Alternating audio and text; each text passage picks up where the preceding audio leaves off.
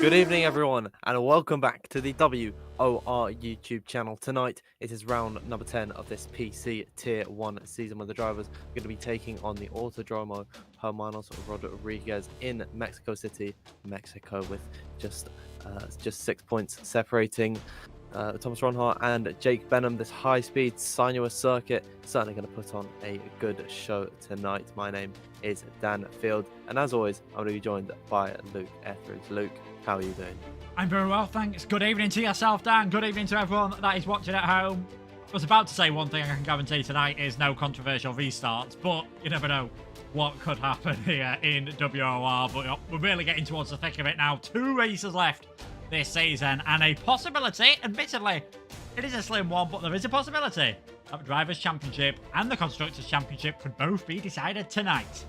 Yeah, absolutely. Thomas Ronhart leading the way from Jake Benham at the moment, just by 6 points in this championship. So he'll need to outscore Jake Benham by 19 points in this race, which means he needs to win the Grand Prix to actually secure it this evening, and then Jake needs to finish lower down in that top 10. It's definitely a slim chance, but there is that, it is there, and anything can happen in league racing, and I think anything will happen, Luke. So we do have to certainly look out for it tonight, especially around such a difficult circuit like Mexico. Of course, it's notorious for its bumps in the past. I remember it was Ayrton Senna that said they go to street circuits with a better surface than they have in Mexico. Of course, since then, the circuit's been modified to meet the contemporary standards of today, but that doesn't mean it doesn't come without a challenge, because Luke, track limits are going to definitely cause some issues this evening.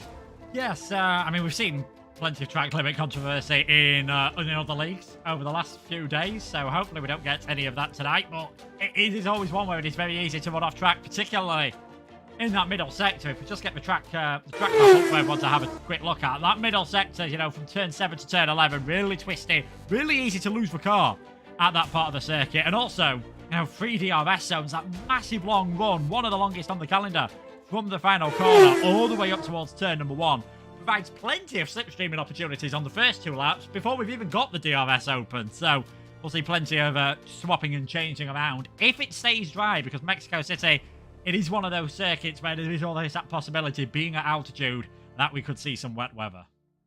Yeah, absolutely. Certainly could throw a spanner into the works of these drivers. To touch on to your point of that long straight down in towards turn number 1, of course, you remember back to 2021, Max Verstappen taking the lead on the very first lap of the race from both Mercedes drivers. He started in P3 and then he ran away with the race. So honestly, around this circuit, with that run in towards the first corner, it might not be ideal to start on pole position. We'll see what strategies these guys employ. I know that last season, Thomas Ronhart, he started on a pole position around here. He ended up finishing P2, only second to Alfie Butcher. So definitely starting on pole position, not the best omen around here. No, certainly not. I mean, in the game, you don't tend to see it as much as in real life, but there is that possibility. There's always the possibility for contact as well. 20 cars or concertinaing down towards that turn 1, 2 and 3 complex. Usually there's someone who gets forced off track. So again, possibility of picking up that track limit warning. And you'd think you'd see plenty of overtaking into that corner, but also we've got the second DRS straight that we saw there from turns 4 to 5. Quite often the battles aren't decided until you're heading in towards the S section, and by then you have got to go single file, because if you're going to go side by side through there, one of you is heading off circuit at best. At worst, you're possibly both ending off into the barrier. So hopefully we don't see any of that. We have got qualifying starting very shortly. Thankfully, all the drivers have been able to get into the lobby quickly. They're all eager to go. They're all eager to get this one underway. I mean, I'm so glad this track came back towards Formula 1. It was never one when it was off the calendar. No one was really going, God, I really miss Mexico. But I think you could definitely argue, since it's come back, there's been some fantastic races around here.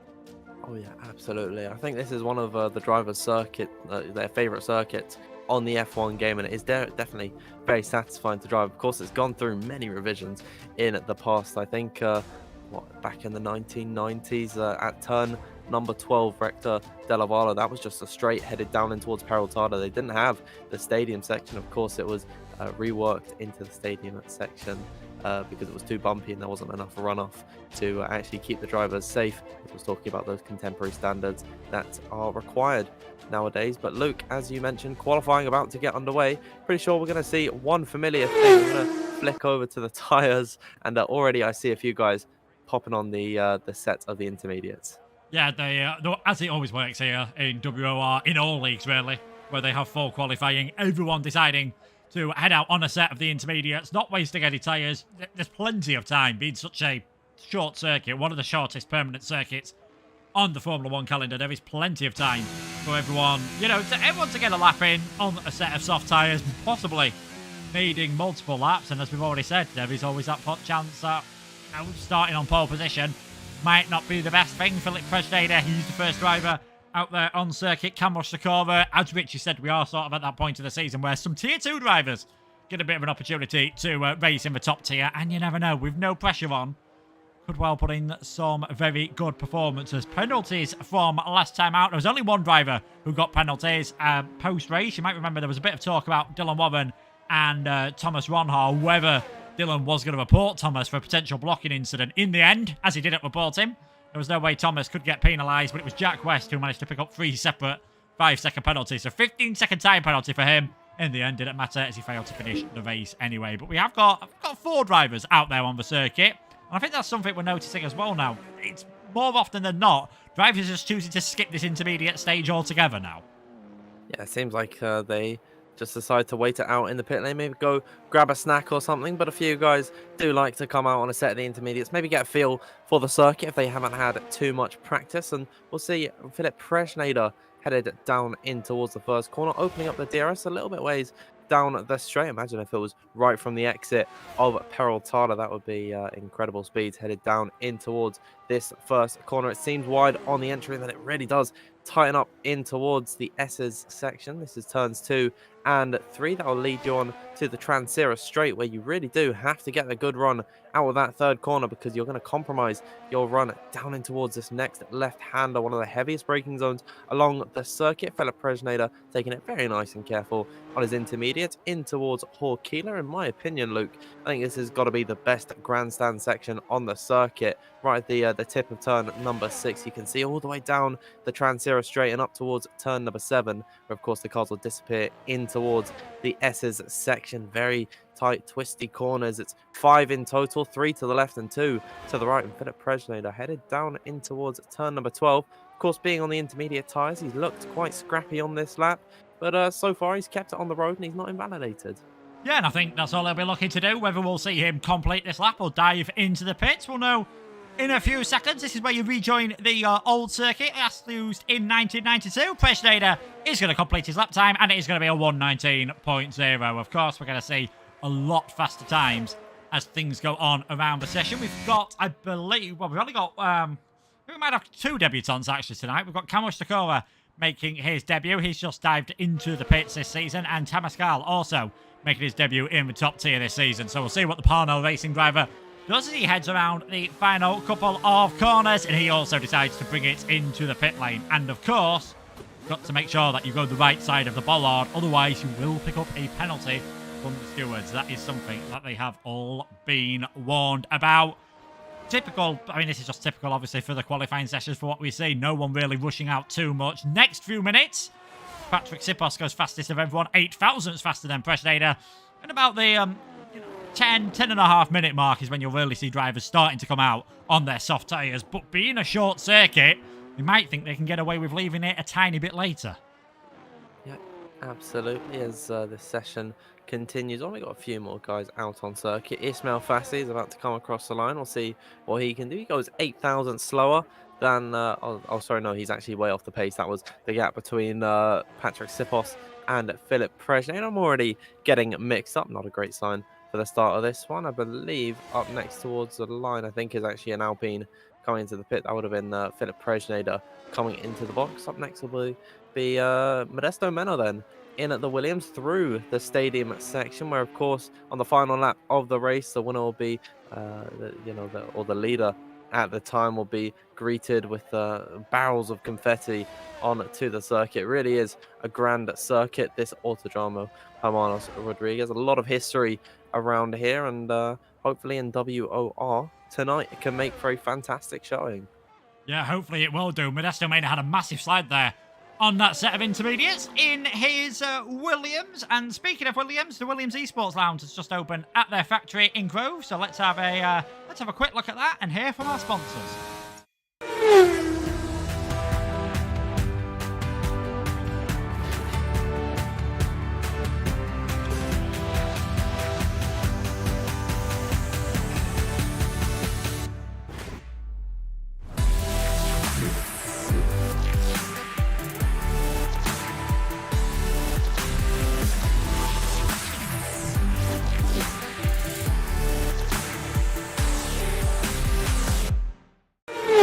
Welcome back trackside everyone here as qualifying one continues on. Camel Sakura being the first man to go out on a set of the soft compound tyres. A little bit earlier than we normally expect. It's typically around about the 10-minute mark that the drivers venture out on the slick set of tyres, but maybe Camel, he's not feeling too confident around this circuit and he doesn't want any other cars to bother him on his lap, because even if they don't impede you via the dirty air, you know, just having that visual distraction could put you off your lap ever so slightly as he locks up into the first corner. Camel Sakura definitely taking this one very carefully indeed. I'm not too sure if he's fully committing on this lap, so as to just set a banker at the moment, but in towards turn number 4 at Essa de Largo. Very tight left-hander feeding you into the second sector. The furthest away from the pit lane you're going to be around this track, and then heading on this slight uphill climb in towards the S's. Turn number 7 through here, and turn 8, then into 9 and 10 and 11. It is very fast set of corners. It can be quite fearsome for the drivers, so luckily they're going to be comforted ever so slightly by the amount of runoff that is through there. I mean, there's quite a bit, so if you do end up spinning off, chances are you're not going to end off into the wall unless it was a massive snap of the steering wheel. As Camel Sakura now through the final few corners, unfortunately invalidates on his lap. We'll see what he does. He comes out of Peraltada, gets the power down as early as possible, and he comes across the line. That would have been 1 minute 15.311, and I don't believe that time is all that competitive.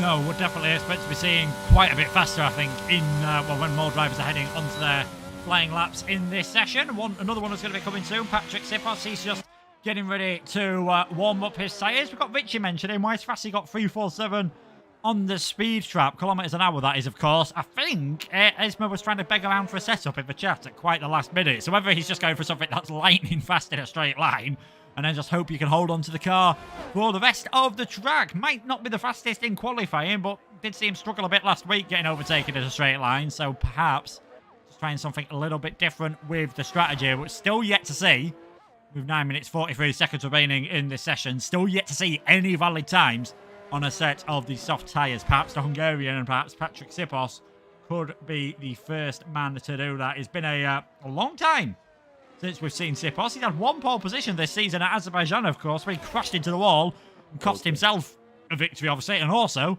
cost Istvan Pukki a possibility at a podium. So Patrick will be hoping he can show that, we're hoping he can show that kind of pace today, hoping that he doesn't, of course, end up in the wall. Yep, I believe that Patrick Sipos is probably going to have buried that Azerbaijan race right into the dark crevices of his mind that no one can ever access as he heads his way in towards the final sector. Out of turn number 11, it is critical that you get the car balanced through turn number 10, so as you get a good run down in towards Rector Delavallo at turn number 12, in towards the stadium section, one of the slowest points on the track as you go through the baseball stadium. It's such a cool design of this circuit. Really does make it unique as he comes now through the final corner. We'll see what Patrick Sipos can do. 1 minute 15.155 is the first time on the board of all the drivers that have started their soft laps. You do have a few more on-timed runs at the moment, as through now the final few corners comes Yannick Schmidt. He's got Dylan Warren just ahead of him, beginning his lap. Yellow flags in sector 1. There's a Red Bull going slowly as now Yannick Schmidt comes to the line. A 1 minute 15.271 for him. Up next will be Gianpietro Oggiano. I believe we have seen him a few times so far this season. I think he was in that Azerbaijan race that Patrick Sipos ended up crashing out in, and he comes across the line to put it, for the time being, second place. So far, Luke, though, no one seems to be touching Patrick Sipos on his 1 minute 15.1. No, Sipos will be pretty happy with how that one gone. You'd still expect the times to come down a bit more as the sessions. I think we are going to see 114s in this first qualifying. Modesto Mena, interestingly, has gone out on a set of the medium tyres. This is not something that we've seen too much on this game. We used to see it quite a lot on previous ones, drivers being able to make it through Q1 on a set of the medium tyres when you had the qualifying rule, of course, that if you got in the top 10, you had to start on whatever tyre you'd used in Q2. Now that rule's gone, it is generally soft shoes exclusively. As Dylan Warren makes a mistake on his lap, so invalidates that and decides to throw it right down. We'll see what Modesto Mena is doing on this lap, because so many... That slow speed section towards the end of the lap, and obviously at the start of the lap, you're really expecting that's where using a set of medium tyres is going to cost you a lot of pace. I'm surprised he's doing this. Suggests maybe he's not had so much practice and he's just trying to get a bit of a feel for them ahead of the race. Yeah, here he is now in the second sector. He's going to have a lot less grip through the S's, through turn number 7, and then in towards turn number 8. It's typically through that 8th corner where you actually do realise that the car is either handling well or it's not, as he rides over the curb in turn number 11. That's going to invalidate his lap time, and it wasn't going to be competitive, and definitely wouldn't have seen him out of Q1, but nevertheless, he's definitely going to have his confidence knocked ever so slightly. We've seen another time come out from one of the McLaren drivers, that's Chanakinchi, and he's set a 1 minute 15.2. Matthijs van Erven with a 1 minute 15.448 from him, as a few more come to the line. Liam Parnell in a P6 ahead of Philip Presley, and then one of his esports drivers, Tamas Gal, making his debut this evening, goes 6/10 quicker, 1 minute 15.477 from him. Tycho Hardy breaks the top 5 with a 1 minute 15.285. We've got a few more coming to the line. I think Jake Benham, interestingly enough, he's on an outlap on a set of the intermediate tyres. He's coming back into the pit lane. Not too sure what he was going on there, as this Van Pookie comes across the line. Patrick Sipos, his teammate for the evening, goes into P3. Make that P4 as Jan Halliday almost cracks the 1 minute 15 flat to 1 minute 15.102. As more laps begin to come out, we're ticking over to the end of this Q1 session. At the moment, the bottom 5, Luke, none of them have set laps. No, bottom 7, none of them have set laps. And Bassi and Mena have a set of lap on a set of dry tyres, and Liam Parnell, not a really good lap either. So half the field yet to set a representative lap time. Ika Baena, he's invalidated, so surprised he didn't dive it straight back into the pits. May have invalidated early on because he has got quite a lot of ERS still in the battery. Has the Spaniard, as he looks for a good result tonight. Ika Baena has raced a couple of times this season. Only place he scored points was Portugal. Managed to get a top 5 finish there, so he'll be hoping for something similar as he now makes his way down towards sector 1. This is what we expected for qualifying. We expected to see a lot of invalidations. It has certainly been the case. Interestingly, our 2 title contenders, Jake Benham and Thomas Ronhar. Ronhar we've not seen at all. Benham just did that installation lap on a set of intermediates. Very interesting tactics from the 2 of them. I wonder if they're just deciding, they're not feeling the pressure from Caraton and Longue, given the fact that they aren't actually racing this evening, and maybe they're just taking it easy in Q1. Potentially, if we don't see them, a pair of them could be doing a last and first challenge. That'd be very interesting to see both of them trying to work their way up the order. It would also be quite nice to see a few more guys we don't typically see fighting for the win right at the sharp end of the field, without the looming threats of Ronhar and Benham behind them. As now Ikabaina comes to the line. It's P9 for the time being. A decent enough effort. 1 minute 15.296 from him. He's not too far off the back of everyone else. And actually, just look at how close this grid is. 3rd all the way down into 9th. All within the 1 minute 15.2. So that's incredibly close gaps so far this session, as Jana Halliday, Patrick Sipos, Philip Presneder, Chanakinchi, Matthijs van Erven, Istvan Pookie, they're all retiring from this session. They don't feel any threats from anyone behind us now, with just over 3.5 minutes left to go. Still, we are yet to see lap times from the bottom 6 at this point, so who knows what could happen in this qualifying. And Luke, I'm very interested to see that Van Erven has actually retired on a 1 minute 15.4. I mean, with 6 guys who haven't set a lap time behind, surely that is going to put them in a spot of danger. Yeah, I was going to say I'd be surprised if anyone actually felt confident enough to make their way through, given how many drivers have yet to set a representative lap time. I mean, 9 now have really... We're going to see big improvements on. So even Halliday, Sipos, Argiano, Pookie, and Akinci, and Presneder, I thought might have just hung about, waited towards the end of the session. But yeah, not quite sure what is happening here. Jack West now going out on a set of intermediate tyres, which is certainly not going to be good enough to make his way through. And Kamil Stakora heading out there on an outlap. But yeah, there's some interesting tactics going on here. Still 2 minutes, 40 seconds remaining, plus probably an extra minute for everyone to finish their lap times. This track is going to get very busy very shortly, I imagine. Yeah, absolutely. As Tycho Hardy retires in the pit lane, I'm not seeing any activity down at the Haas or Mercedes garage for Jake Benham and Thomas Ronhaar. So the pair of them both staying in the box for the time being. Will be Kamil Stakora to be the first one to get us on the final runs here. He's got Jack West just behind on a set of the intermediate tyres. So I think it's pretty safe to say if Stakora is able to set a valid lap time, then Sean or Rosenberg and Warren behind, then Jack West will be sent out of Q1 as Ikabayana retires in the pit lane. That is the top 10 retiring from this session. A lot of boldness, a lot of confidence coming out from these guys as Stakora heads down in towards turn number 1. He's got no traffic in front of him for the time being. I see a Red Bull going slowly on their outlap as Thomas Ronhaar, Luke, in the pit lane, retires from the session as Stakora invalidates his lap. Jake Benham also coming out on the circuit on a set of the intermediates. The pair of them are going to be eliminated in Q1. We never know at the moment because Stakora's invalidated. If Rosenberg and Warren don't get clean laps in as well, West or Benham might make it through on a set of the intermediates, which will be very interesting. I've heard Ferrari mention a lot in 2023 that they're focusing on the race and not on the qualifying.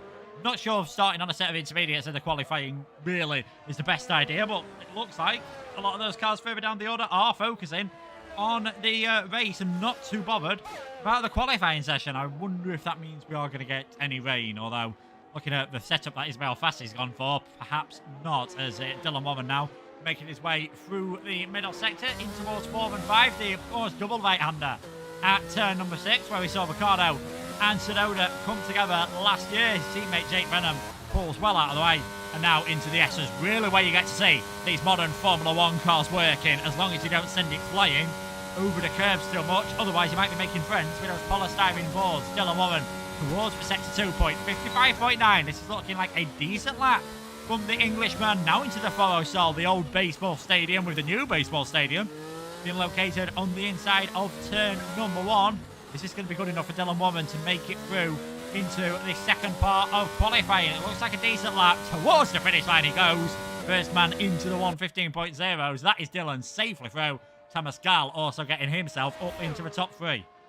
Yeah, very nice indeed from Dylan Warren and Thomas Gall to secure themselves in the next session. Legend Rosenberg without a lap time at the moment as Jake Benham comes across the line and he is out of Q1. He didn't do a soft lap in this session. Here comes Rosenberg to the line to put Modesto Mena in the drop zone. However, the Spaniard is on a lap time and is improving by quite some margin. He's currently on a 1 minute 19.744, so you'd expect a lot of improvement from the Williams representative this evening. Filling in for Alvaro Carreton as now he heads in towards the final corner. Slight slide through turn number 16. See if that compromises him too much. Headed down in towards the line. He does get himself out of the drop zone for the time being. However, Ismail Fassi goes ahead of him, and now it is up to Liam Parnell, who unfortunately, Luke, is not improving on his lap time as Kamil Stakora just about squeezes his way through with a 1 minute 15.563. He gets himself out of the drop zone, eliminates Modesto Mena. Liam Parnell will be the last one to come across the line. However, he is now invalid on his lap and he will be out of this session, meaning that your bottom 5 is Modesto Mena in 16th, Parnell 17th, Jack West in 18th, and then a 10th row of Jake Benham and Thomas Ronhaar. You're not going to see many better 10th rows in league racing, are you? Let's be honest. Benham and Ronhaar starting right out of the back of the grid. I'd say the two people who are going to be happiest with that is Nicolas Longue and Alvaro Carreton, who, of course, are not here tonight. Possibly one of the weirdest Q1 sessions I've ever seen. Like you said, Dan, I can't remember where we've had 10 drivers retire from the session after only one run, which means there's going to be plenty of drivers having fresh sets of tyres in Q2 and Q3. This is going to be very interesting indeed. It's certainly going to be a very competitive Q2 and Q3. We're just waiting for Thomas Gall to get his car serviced, and then we'll have a look at the full classification of Q1 headed in towards Q2. Of course, the bottom 5 from this session eliminated and will take no further part in qualifying, but it is Dylan Warren. He does lead Q1 by just 45 thousandths ahead of Jan Halliday. He seemed to be on form for quite some way in this session. Thomas Gal with his second attempt gets himself into P3 with Sipos in 4th, Oggiano in 5th, and Isvan Puki in 6th. Rounding out the top 10 is Akinci, Prejnader, Schmidt, and Hardy, and then just about surviving in this session outside the top 10 is Ikabayana, Legend Rosenberg, Matthijs van Urban, Kamal Sakharov, and then Ismail Fassi being the last one to make it through, out qualifying his fellow countryman by just about a quarter of a tenth. Minister Mena in the drop zone alongside Liam Parnell, Jack West, Jake Benham, and Thomas Ronhar. And Luke, that brings us to the end of Q1. Of course, the big talking point, Jake Benham and Thomas Ronhar eliminated early on, neither of them setting a lap time. That's certainly given us a little bit of a treat headed into this race. The two arguably fastest drivers on this grid starting right from the back. It's going to be exciting. Yeah, there's going to be plenty of overtaking in the race now. I think we can pretty much guarantee that one. We can not quite guarantee, but it's going to need a miracle, I think, for Ronhar to win the title tonight, seeing as he needs to win the race to have any opportunity. So, interested to see how that one's going to play out, and now interested to see how the rest of qualifying is going to play out, because we've got pretty much absolutely no idea who's going to take pole position now. The only driver on this grid that has taken a pole position so far this season is Patrick Sipos in the Alpha Tauri. We had Halliday and Dylan Warren look the fastest in that session, and Halliday doing it on only one set of tyres, so he must be feeling pretty confident about his pace. Yeah, anyone's guess now as to who's going to take pole position. Ismail Fassi, he's heading out there on a set of hard tyres because he's admitting that he's not done a lot of practice and is doing a bit of a race sim here. He's probably surprised to have any cars starting behind him whatsoever. Yeah, he's just about got himself into the next session, and I think he's going to be feeling quite lucky with that one. There he's coming out on a set of the hard compounded tyres as, oh dear, he's getting very close to one of the Alfa Romeos. That was Ikabayana going almost into the back of Ismail Fassi. I know the two of them fellow countrymen. There might be some relationship there, maybe a little bit of trolling going on between the pair of them. But look, we've seen all of the drivers come out right at the beginning of Q2. It is pretty much standard procedure. They wait 8 minutes to come out in Q1. Then in Q2, they come out straight away. This will be on a scrub set of the tyres to give themselves a delta in this session, save themselves a set of tyres as well. Give themselves that little psychological boost as it is Matthijs van Urban headed out of Peraltada now, where it is crucial to get the power planted through here without spinning the car, because it is critical for your run down in towards the first corner as Matthijs van Urban opens up the DRS to get his banker time in Q2 underway. Yeah, making his way now down towards the first corner, about 339 kilometers per hour. Topped out there, down that straight, so around 211, 212 miles per hour for the Dutchman. Quite a bit skinnier than some of the wings we've seen running on the other cars as he lights the tyres up on the curb coming out of turn number 3 towards the end of sector 1. 28.386 for him, and you can just tell by the tyres they've not got that same sheen on them, so these most likely a scrubbed set of tyres, the ones that he used in Q1 of course. Now making his way through turn number 6. It's still one car in the pit lane at the moment. Isvan Puki, he's not interested in these games. He's quite happy to just sit there in the pit lane. The man who's currently best of the best in the championship, with 23 points ahead of Daniel Schalsen, 34 points behind Alvaro Caraton. Isvan Puki looking pretty safe in that 5th place in the championship at the moment, as Van Urban about 8 tenths down on what we saw Dylan Warren do in Q1 through the first 2 sectors. Now making his way around the final corner, so likely to be a high 1 minute 15 if he'd have made his way towards the finish line. Van Urban lighting up the rear tyres, beautiful pirouette. Won't be using those anytime soon though. Yeah, 9.5 out of 10 is what I would give that execution there as he comes across the line. 20.0. It's Chanakinchi though being the quickest so far, the 1 minute 15.5. A lot of invalidations on these laps, but if they just could get across the line, they will have that delta time. It is Yannick Schmidt headed to the line quickest of them all with a 1 minute 15.497. These times just about would have been good enough to get yourself out of Q1. However, that's definitely not going to get you into the final session, as a few more guys coming up towards the line. Ismail Fassi on his hard run has just come across the line in a P7, only quicker than Matthijs van Urban, as here comes Legend Rosenberg up to the line. He just about scraped through in Q1. He needed that final attempt, And he's topping Q2 for the time being, a 1 minute 15.407 from him. Nice enough time indeed, as now with just over 10 minutes left to go, all of the drivers who came out on their scrubbed set, their soft compounder tires, they'll be heading their way back into the pit lane, strapping on a fresh set of boots and going out once again, trying to get themselves into that top 10 and in the fight for pole. Yeah, and I'm really looking forward to this Q2 and Q3 session. As we've already mentioned, barely anyone needed 2 sets of tyres to make it out of the first part of qualifying. So if they want, they can use 2 sets of tyres here and still have 2 fresh tyres for Q3, which will be coming in just over 10.5 minutes time.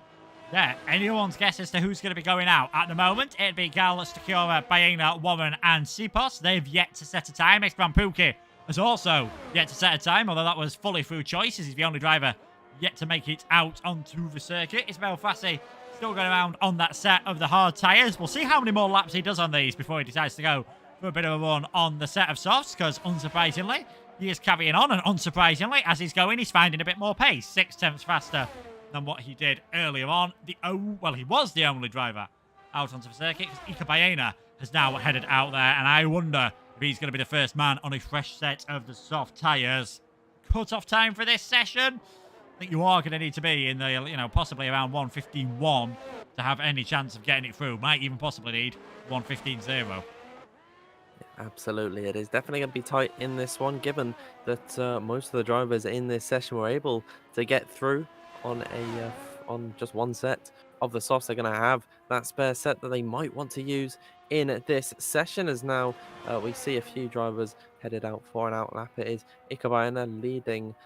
It is Ismail Fassi actually still going on his hard times, but indeed Ikabayana, we didn't see him set a banker time. He came into the pits at the end of his out lap. We'll see if he does continue on this run, and I think we'll follow along with him being the first representative lap in this session. But you can see on the mini-map, Luke, plenty of drivers coming out of the pit lane, maybe at a less than ideal moment for Ikabayana. We'll hope that he doesn't catch them in that second sector. Of course, in the S's section, where the dirty air is going to be at its strongest, as now he heads down in towards turn number 1 and doesn't seem to be pushing at all, keeping it in 6th gear. Not too sure what Ikabayan is doing here, but he's definitely not pushing. Yeah, not pushing at all, just having another build-up lap. He was riding the brake as well on the run down that straight, so just trying to burn a bit more fuel off, trying to generate possibly a bit more heat into the tyres, although that's given that this is not a push laps. It is more than likely going to be the fuel usage. He's not going to be needing any heat into the tyres at this point of the circuit. Let's Ismail Fassi back past him, who has actually completely run out of soft tyres. He was that determined to get through Q1.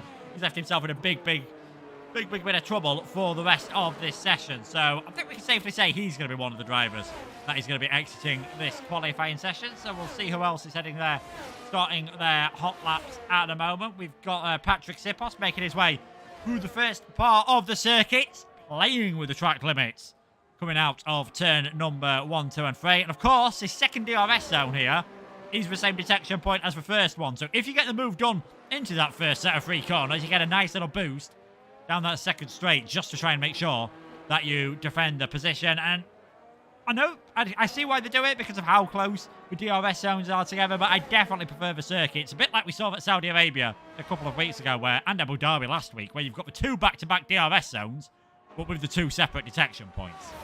Yeah, it definitely does encourage some good racing. If you've been overtaken, then you can have another crack at the whip at trying to get your position back. But through now the stadium section, Patrick Sipos using all the circuit through here, riding the curbs through turns at number 15 and 16, and then through Peraltada, getting the power down as early as possible, trying not to spin, and then keep it tight to the inside line to come across the line. That is the first 1 minute 14 we have seen today from Patrick Sipos. 1 minute 14.908. He's well in that time as well, so fair enough to Sipos. It's very nice indeed from him, as Van Erven comes up to the line. Only 1 minute 15.212 from him. Kamal Stakura struggling a little bit in this session. 1 minute 15.4. His teammate Gianpietro Oggiano is about to come up to the line. We'll see where he can place his Aston Martin. He goes ahead of Van Erven, as Chanakinchi is the first man into the 1 minute 14.8, and he goes about half a tenth clear of Patrick Sipos at the front of the order. Dylan Warren coming up towards the line next. He's yet to set a lap time in this session. So that's the 1 minute 15.0. Up next will be Ikabayan. Of course, invalid on his lap, unfortunately. He went for that second out lap, and he comes across the line. The valid lap time, that would have put him in at P4, just about half a tenth behind Patrick Sipos. It's Van Pookie coming up towards the line next. We didn't see him come out for an initial banker, but he goes behind his teammate for this evening by exactly 200ths of a second. Philip Presnader slots himself in behind as well by a further 200ths of a second. That brings us to the end of the second runs in qualifying. Leden Rosenberg, actually, he just comes across the line 1 minute 15.0. Now, Luke, that leaves us with the bottom 5 of Van Erven, Stakkerer, Hardy, Fassi, and Baena. The last two Spaniards, Fassi not on a set of the softs, and Ikabaena continuing to struggle with invalidations. Yeah, just can't quite get a lap hooked up together for whatever reason. He's got no choice. He might be tempted now, a bit more than you would be in Q1. He might be tempted just to go all 4 of it, because he knows even if it goes badly wrong, he'll be starting in 15th. If you go all 4 of it in Q1 and it goes badly wrong, you're starting right at the back of the grid, or not, as the case would have been today, with Benham and Ronhar choosing not to set a lap time whatsoever. Bit of a faster session than I was expecting, to be honest. Track conditions clearly working well for everyone. I think only those on a 1 minute 14 are going to be feeling comfortable. Definitely the 2 McLarens up there at the top of the order. Probably the 2 Alpha Tauris, possibly the 2 Alpines, looking very Noah's Ark towards the top at the moment. We'll see if anyone else is going to be able to stay out there, or most likely they'll all be making their way back towards the pit lane and getting ready for their final runs. Apart from Ismail Fassi, who's doing a lovely demonstration of how durable the hard tyres are around here, because he's only 6th lap on them, still manages to set personal best, and not using any ERS at the moment.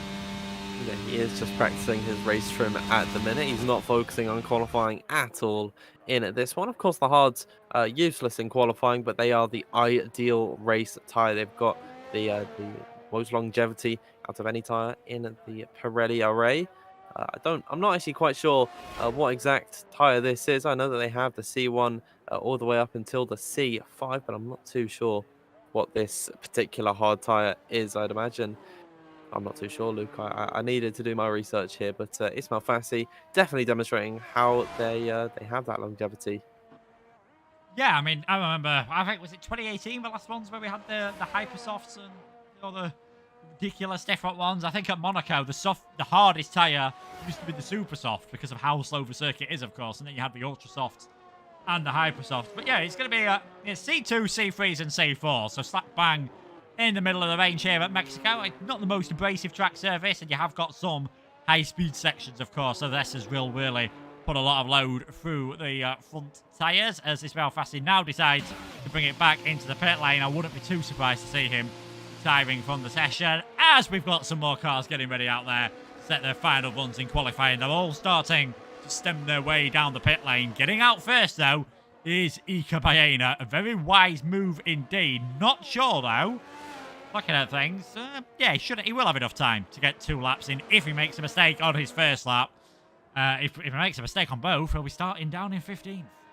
Yeah, he really has had a difficult time in this session. It's certainly been interesting strategies that we've seen employed from Ikabaena. He's gone for 2 outlaps at a time. We'll see if he decides to just do the one and then go for it this time. But of course, if he invalidates early on his lap, then he'll be able to recharge the battery and go once again. But now through the final 2 corners, Ikabaena, he'll get his lap underway. Doesn't seem like there's too much traffic at the minute. Ismail Fassi in the pit lane, as well as Isfan Pookie, who's retired from the session from P4. However, the top 3 all ahead of him have decided to come out once again. Even Chanakinchi with his 1 minute 14.859, Luke. I thought he'd be safe with that time, but maybe Chanakinchi just wants to get an extra run in, given that he has that fresh set of the soft compound of tyre. We'll see how this works out for him.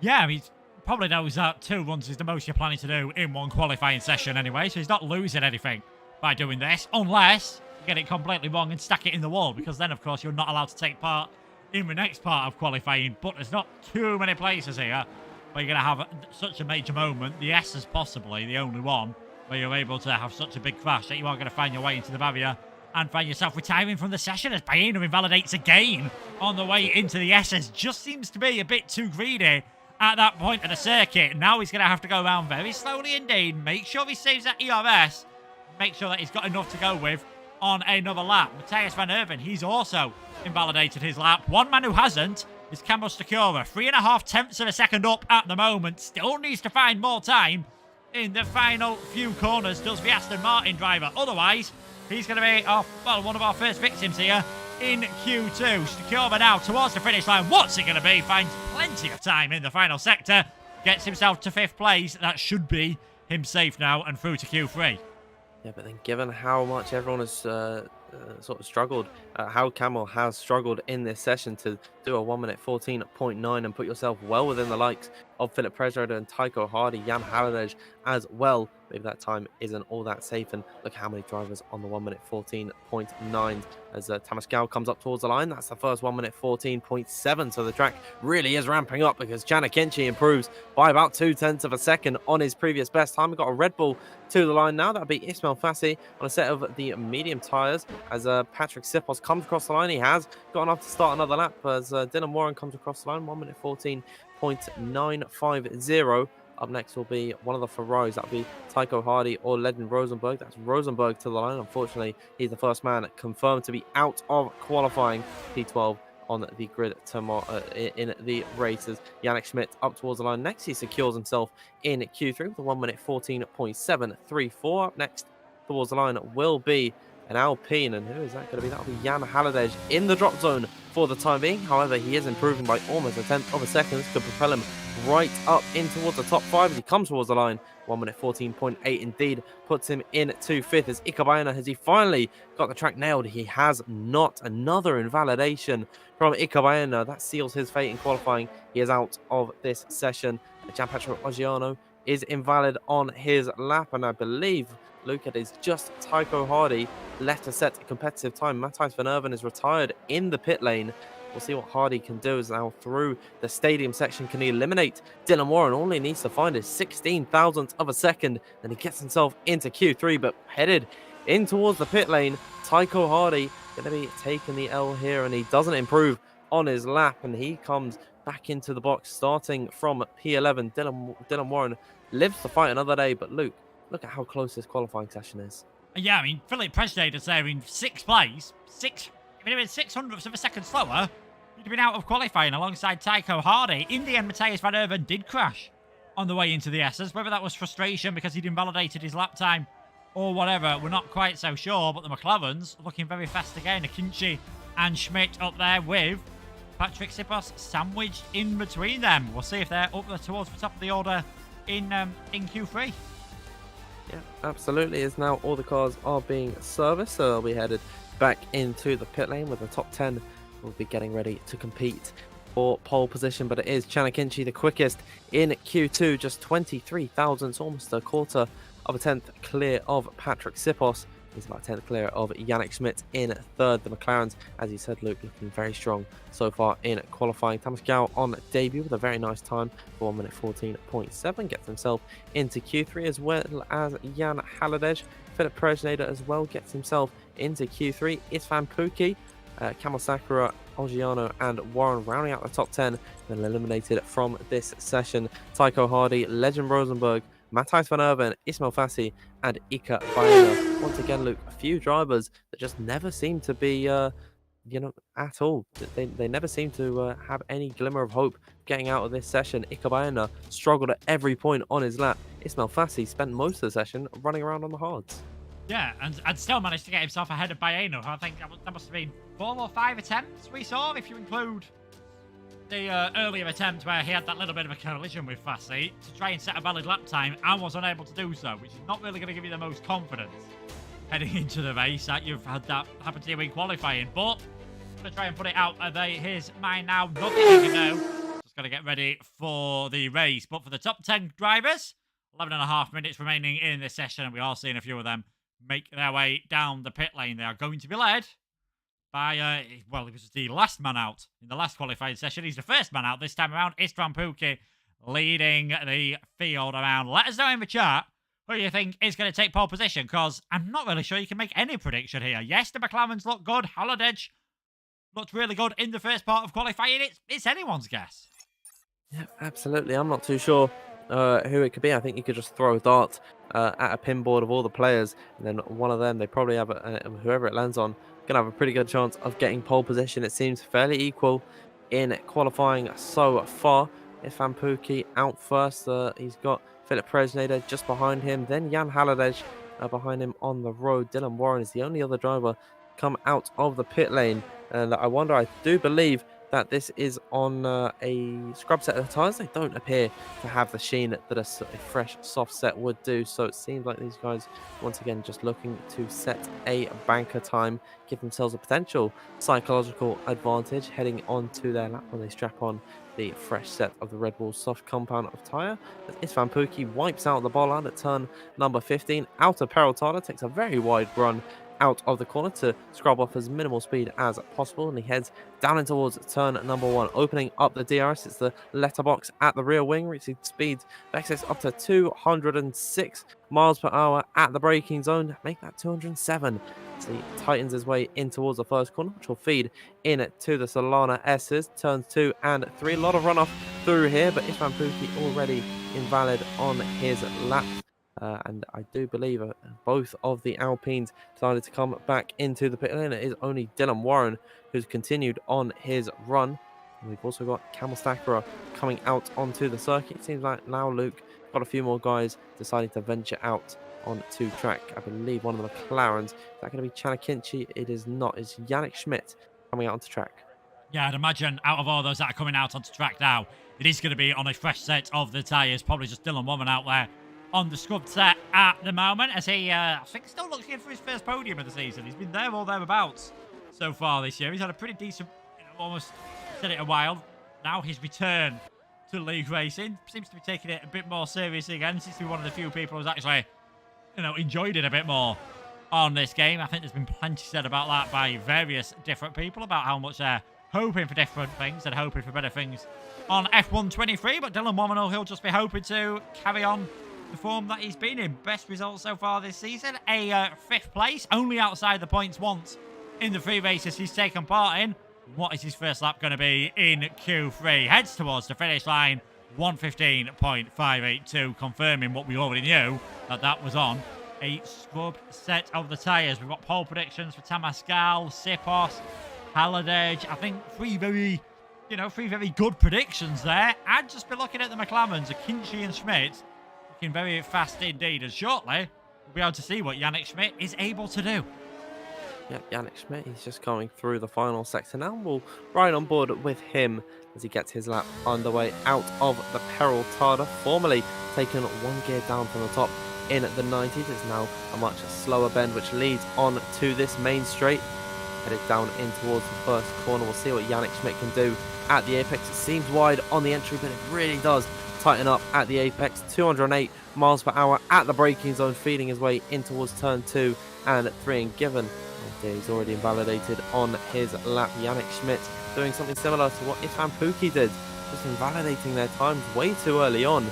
I think that is actually a good thing though. He can recharge the battery, and if he's got enough fuel, he can go once again. But with just 7.5 minutes left to go in this session, Luke, I've only seen one time on the board. It's a 1:15.5 from Dylan Warren, and that is by no means a competitive time considering what we've seen so far in this session. That's 9/10 of what Chanakinchi did last time by in Q2. Speaking of Chanakinchi though, he is on a lap and he has invalidated in the first 3 corners.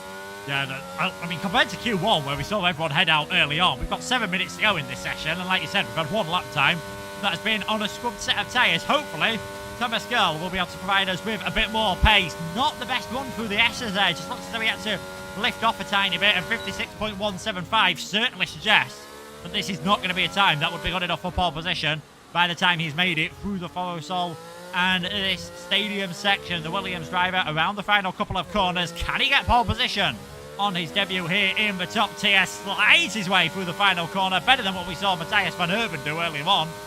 For 1:15.472, still not going to be good enough, and actually now Akinci didn't invalidate. 1:14.809, but still slower than what we saw from the Turkish driver in Q1. In Q2, sorry. Yep, we're going to have to expect a lot bigger things headed in towards the last few parts of this session. We've just got 6 minutes left to go through here. Camel Stacker is on a lap at the moment as he heads through the final corner. We'll see what the Aston Martin will do. I believe he's going to peel back into the pit. He's completely flat on his battery. We've got one more driver coming up towards the line. That'll be Philip Presnader, 1 minute 14.6 from him. That's more like it from these guys. Gianpietro Oggiano will be the next man up to cross the line. 1 minute 14.862. Up next is Jan Haladej, and he makes it for the time being a 1-2 for Alpine. But up next, an AlphaTauri car of Patrick Sipos, the only man in this qualifying session who has been on pole position so far this season. Back in Azerbaijan, he comes across the line 1 minute 14.716, still slower than Philip Presnader. The McLaren of, I believe, Yannick Schmidt peeling back into the pit lane. Up next will be Istvan Pukki, headed up towards the line, and he goes in at 2P2. And it is a nice AlphaTauri sandwich with 2 Alpine breads of Philip Presnader leading the way at the moment. He's just about 200 clear of Istvan Pukki, and Patrick Sipos in 3rd place. Alongside him is Jan Haladej. Seems like they are the teams to beat at the moment with Luke. With 5 minutes left to go, now we finally do have the benchmarkers laid out. We'll see what they can do. Yeah, this is more like it. Drivers now really starting to get into the swing of things. Presnader's lap looked very good in the first couple of sectors. I think that is what has done it for him in the end. Of course, a former winner in the top tier here at World Online Racing. A crazy race last season at Belgium. Jarno Opmeer getting a puncture towards the end of that one. So Presnader take the victory in the top tier. And it wouldn't be a bad thing for him to do so now, would it? Get a victory, try and put himself in that shop window ahead of challengers and esports coming up shortly. Presnader, Pukki, Sipos, Haladej, Akinci, Oggiano, the only representative lap times we've seen at the moment. Still not seen the best from Tabascal. We're hearing a rumour that there may have been the possibility of some blocking or something along those lines. If that's the case, he'll have a qualifying ban for the next race if that gets reported. Dylan Warren only saw a lap on a scrubbed set of tyres, and Stakura and Schmidt both invalidating on their lap times. 4 minutes to go in this qualifying session. All is quiet. The Autodromo Hermanos Rodriguez. Yep, and I think it's a good time now that we've seen all of the potential so far in this session to once again ask the question, who's going to be taking pole position? Luke, before I throw it to the live chat, who are you going for pole position? I still fancy Akinci to pull something out of the bag. Not the best first lap from him, but I do think he's got quite a bit more pace, and wouldn't surprise me if he gets into that 1:14.5s and beats Presnader's lap time. But yeah, I'd say any one of the Alpines, AlphaTauris and the McLarens, probably Tabascal as well. 7 out of 10 drivers, I think, could do it. And that's not to say anything bad about Oggiano, Stakura or Warren. You know what, just for fun, I'm going to throw Dylan Warren into the mixer there. He topped Q1. Granted, he did need an extra lap to do it. But yeah, let us know, everyone, in the live chat who you think is going to take pole position. I've seen a call for Thomas Ronhaar at the moment. I mean, Thomas Ronhaar has retired from this session. He's starting all the way back in at 20th, but Tabascal definitely does have a very nice chance of taking pole position. Camel Sakura on circuit at the moment. He's the first man out on the track. He's definitely struggled so far in this session, but he's done very well to get himself into Q3, and on debut tonight, I think he's got to be proud with his performance.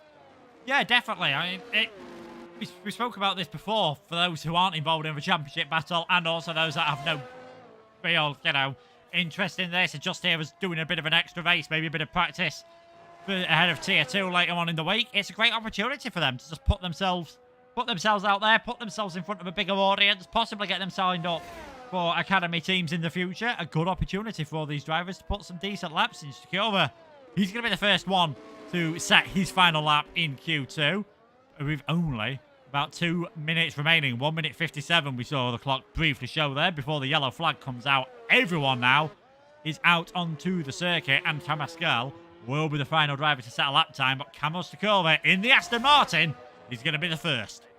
Here he is then headed down in towards turn number 1, where I think, Luke, we're going to see the brunt of the overtakes headed in towards this first braking zone. It looks very wide on entry, but the apex really does tighten up, and leading in towards the SS section allows for unfinished moves in turn 1 to be completed in towards turn number 2 off the exit of turn 3. Be careful not to run too wide so as to compromise your run down the Trans-Zero straight and in towards the end of the first sector. We'll see what Camel Sakura can do. It's a 28.6 1.115 on the track map. Luke, that is showing up as purple. Now in towards the second sector, the furthest point away from the pit lane. It is, of course, Porkila corner now, taking a slight incline in towards the S's, where all of these corners are slightly inclined actually towards the apex. It sort of cuts the drivers on their run through this part of the track and gives them that little bit of confidence boost. Headed down now in towards Rapid de Lavalo. See what Camel Sakura can do. 55.821 on his lap so far. He's not looked too bad as he heads in towards the stadium section, which is the slowest part of the track. Be careful not to invalidate through turn at number 15 in towards Peraltada, the slow bend, which then leads onto the main straight. Off the exit of the final corner, we'll see what he can do as he comes to the line.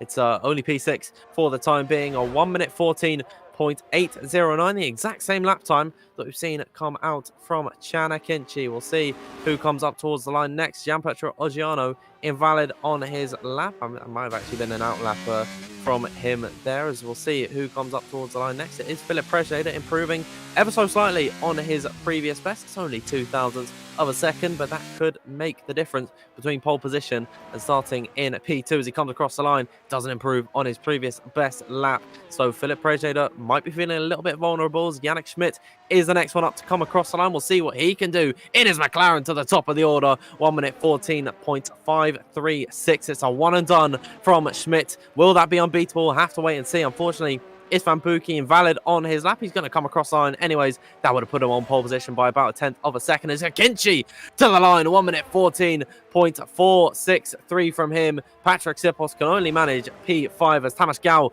up towards the line next, and he is improving quite substantially on his previous best, but it's only enough for P5 as Dylan Warren to the line. He gets onto the second row of the grid, but it's not enough to challenge the two McLarens. What about Jan Haladej? He's a 10th up on his previous best to the line. It's only P4 and on the second row of the grid from him. Camel Sakura not on a push lap, which means it is Gianpietro Oggiano, the last man to complete a lap, as we'll see what he can do. Currently sitting in P10, can only go up from here now. Out of Peraltada for the final time in qualifying, sliding his way through the corner. He comes across the line, and I believe he's just jumped his teammate to get into P9, and indeed it is Gianpietro Oggiano starting ahead of Camel Sakura in 9th. Yeah, I said we were going to see a 1 minute 14.5 from a McLaren. We saw that from Yannick Schmidt, but it wasn't good enough to get pole position. Chanakinchi taking pole. It's a bit like the 80s and 90s here with McLaren. 1-2. Dylan Warren in third. Haladej, Prejeda, Pukki, Gal, Sipos, Oggiano, and Stakura. The 10 drivers. An incredibly close Q3 session there, Dan. Top 7 drivers separated by 0.2 of a second. Incredible stuff that we've seen in this qualifying session, but it is Chanakinchi quite a decent way ahead of his teammate Yannick Schmidt. Istvan Pukki definitely going to be feeling a little bit hard done by that he invalidated on his lap. His time would have put him, I think, 100th off the back of Chanakinchi. So heading down in towards turn number 1, Luke, though. Of course, we do know that that is a very long stretch, and with the power of the slipstream, by the end of the first sector, Chanakinchi and Yannick Schmidt, despite making it a front row lockout for McLaren, they might not be leading the way. Yeah, if you have a bad start, you might find yourself in a tiny bit of trouble. As we said, we'll take a look at that track map again. 4.304 kilometres. About 1.5 of those kilometres, I think, are the pit straight. It's such a long straight around here. If you have a bad start, you're going to find yourself a bit of a sitting duck. I wonder whether any drivers might be tempted to start on a set of the medium tyres just to try and take advantage of the better extra grip and just try and jump a few places on that first lap. Yep, absolutely. And just looking trackside at the moment, Luke, it's definitely a contrast to what we saw in qualifying. Clouds up above in the skies. I wonder if that could spell some rain. It might actually explain why we didn't see many drivers coming out at the beginning of Q1 on a set of the intermediates. But as we can see, the countdown has started to get this race underway. Luke, let us know who's your top 3 today. I'm going to go for Akinci for the win, Haladej in second, and from last place on the grid, I'm going to go for Thomas Ronhart to get on the podium. Okay, well, very bold prediction from Luke Etheridge there. Let's know, everyone, in the live chat who you think will be taking the victory and who will be finishing on the podium as we're about to get underway for the penultimate round of this season. The two McLarens starting on the front row here in Mexico. 5 red lights.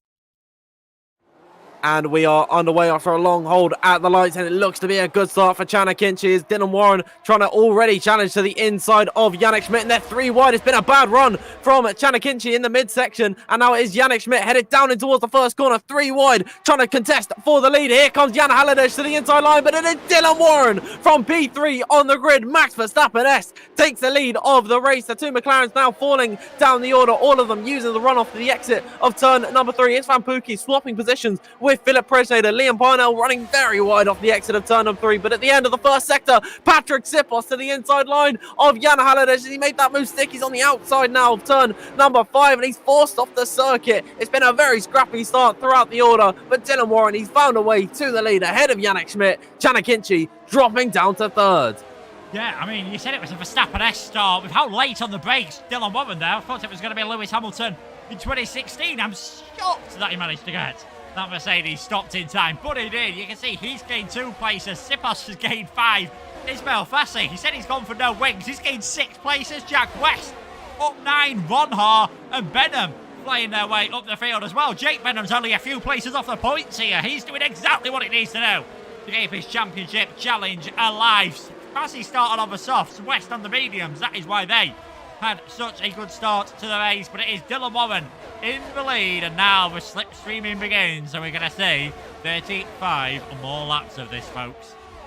Yep, absolutely. As Ismail Fassi gets by on the same straight, he gets by Philip Presnader, and it's Van Pookie. He's already up into P6 as Ikabayana. He spun in the 2nd sector, and now he's retired from the session. As now Kamil Stacker, he's had a dreadful start in his Aston Martin. He's fighting it out with Thomas Ronhoff for P16.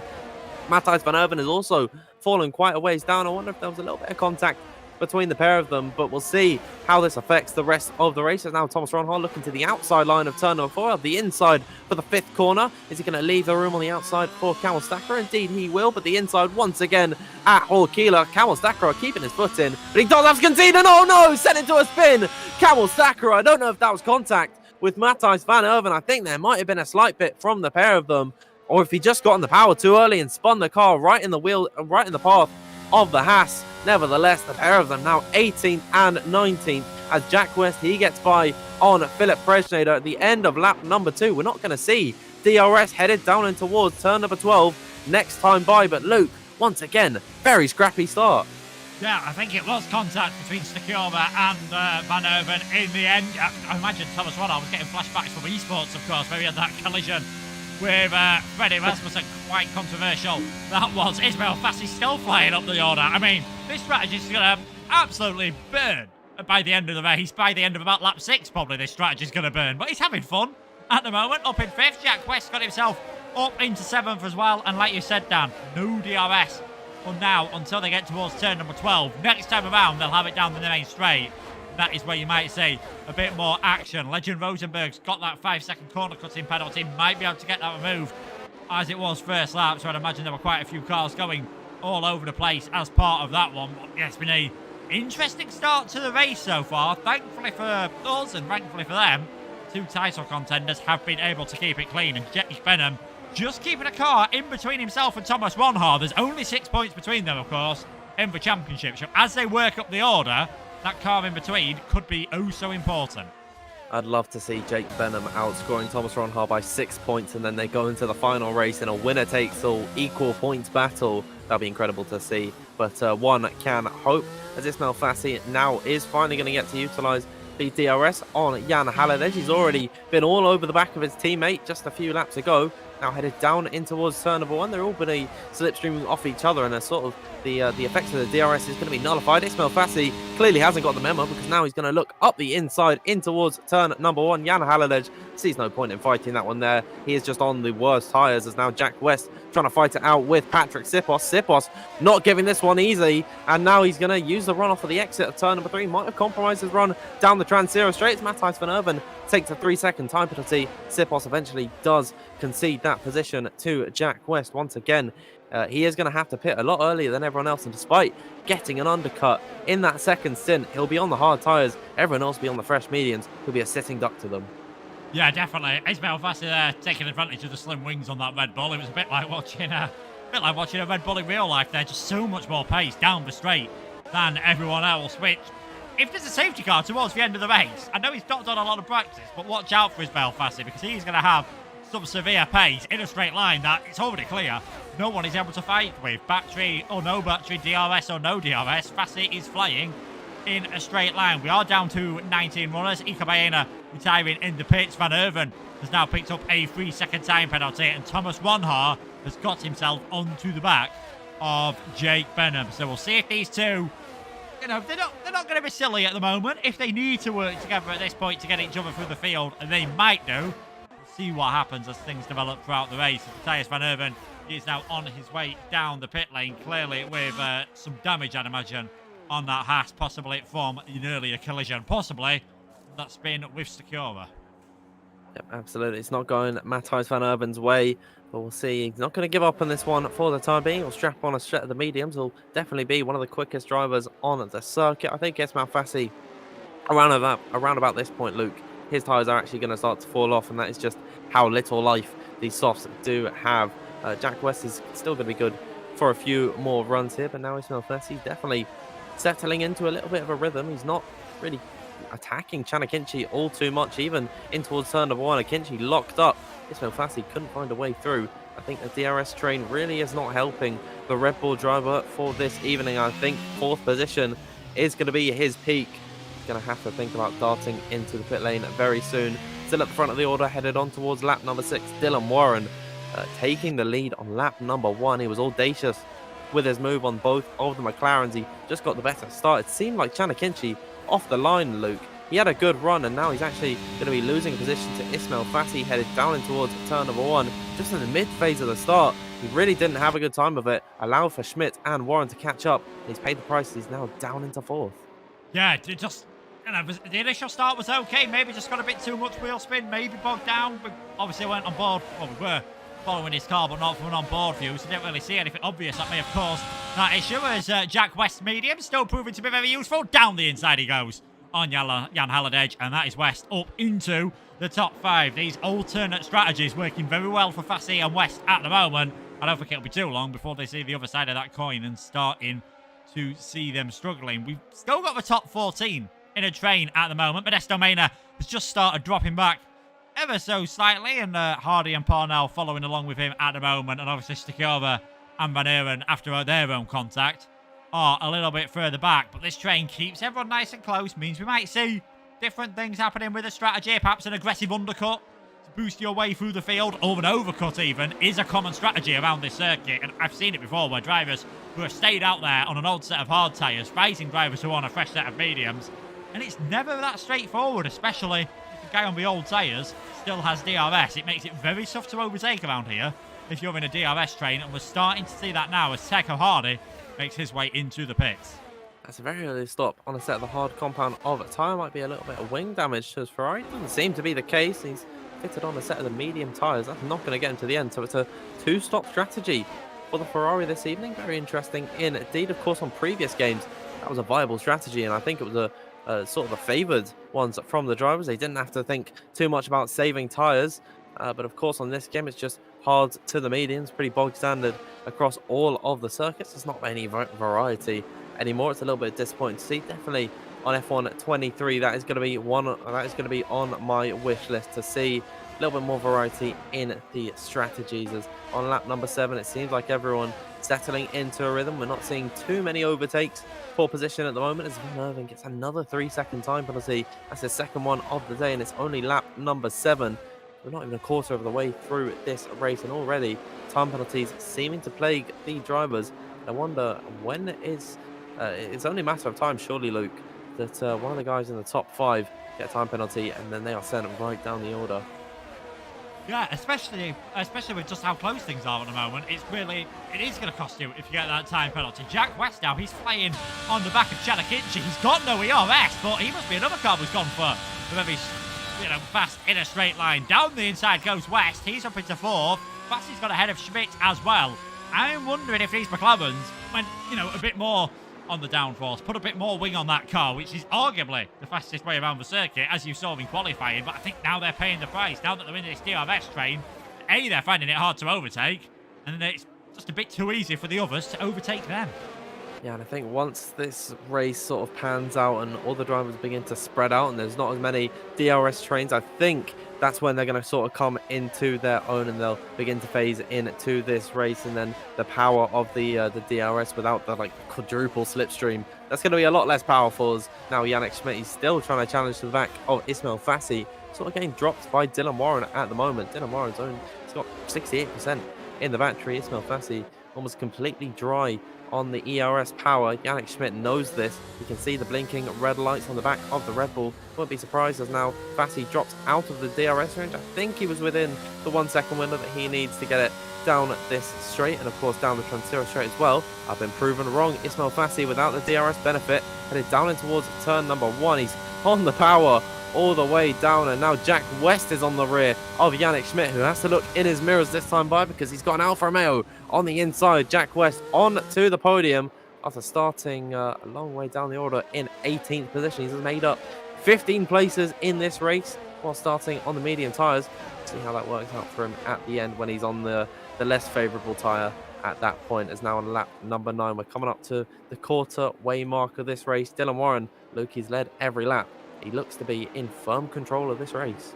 Yeah, just very nice and calm for Warren. All started with that fantastic run in towards turn number 1. That confidence on what are going to be, by the time you get to the first corner, quite a cold set of hard tyres. Let's not forget, you've been doing qualifying on as little fuel as possible on the softs, and then you come into the race with 50 plus kilos of fuel and a set of the hard tyres. To have that control on the brakes into turn 1, very well driven from Dylan Warren, and he's reaping the rewards from it now because Fassi, we saw this in Abu Dhabi from him. There it was just pure pace. Fassi was not able to keep up with the others. Now it's just his soft tyres are falling off the proverbial cliff. You can just see that line of graining on the front right starting to appear a bit lighter on the outer third of the tyre than it is on the rest of it. And we could even see Fassi lose the place here to the other driver on the alternate strategy, Jack West.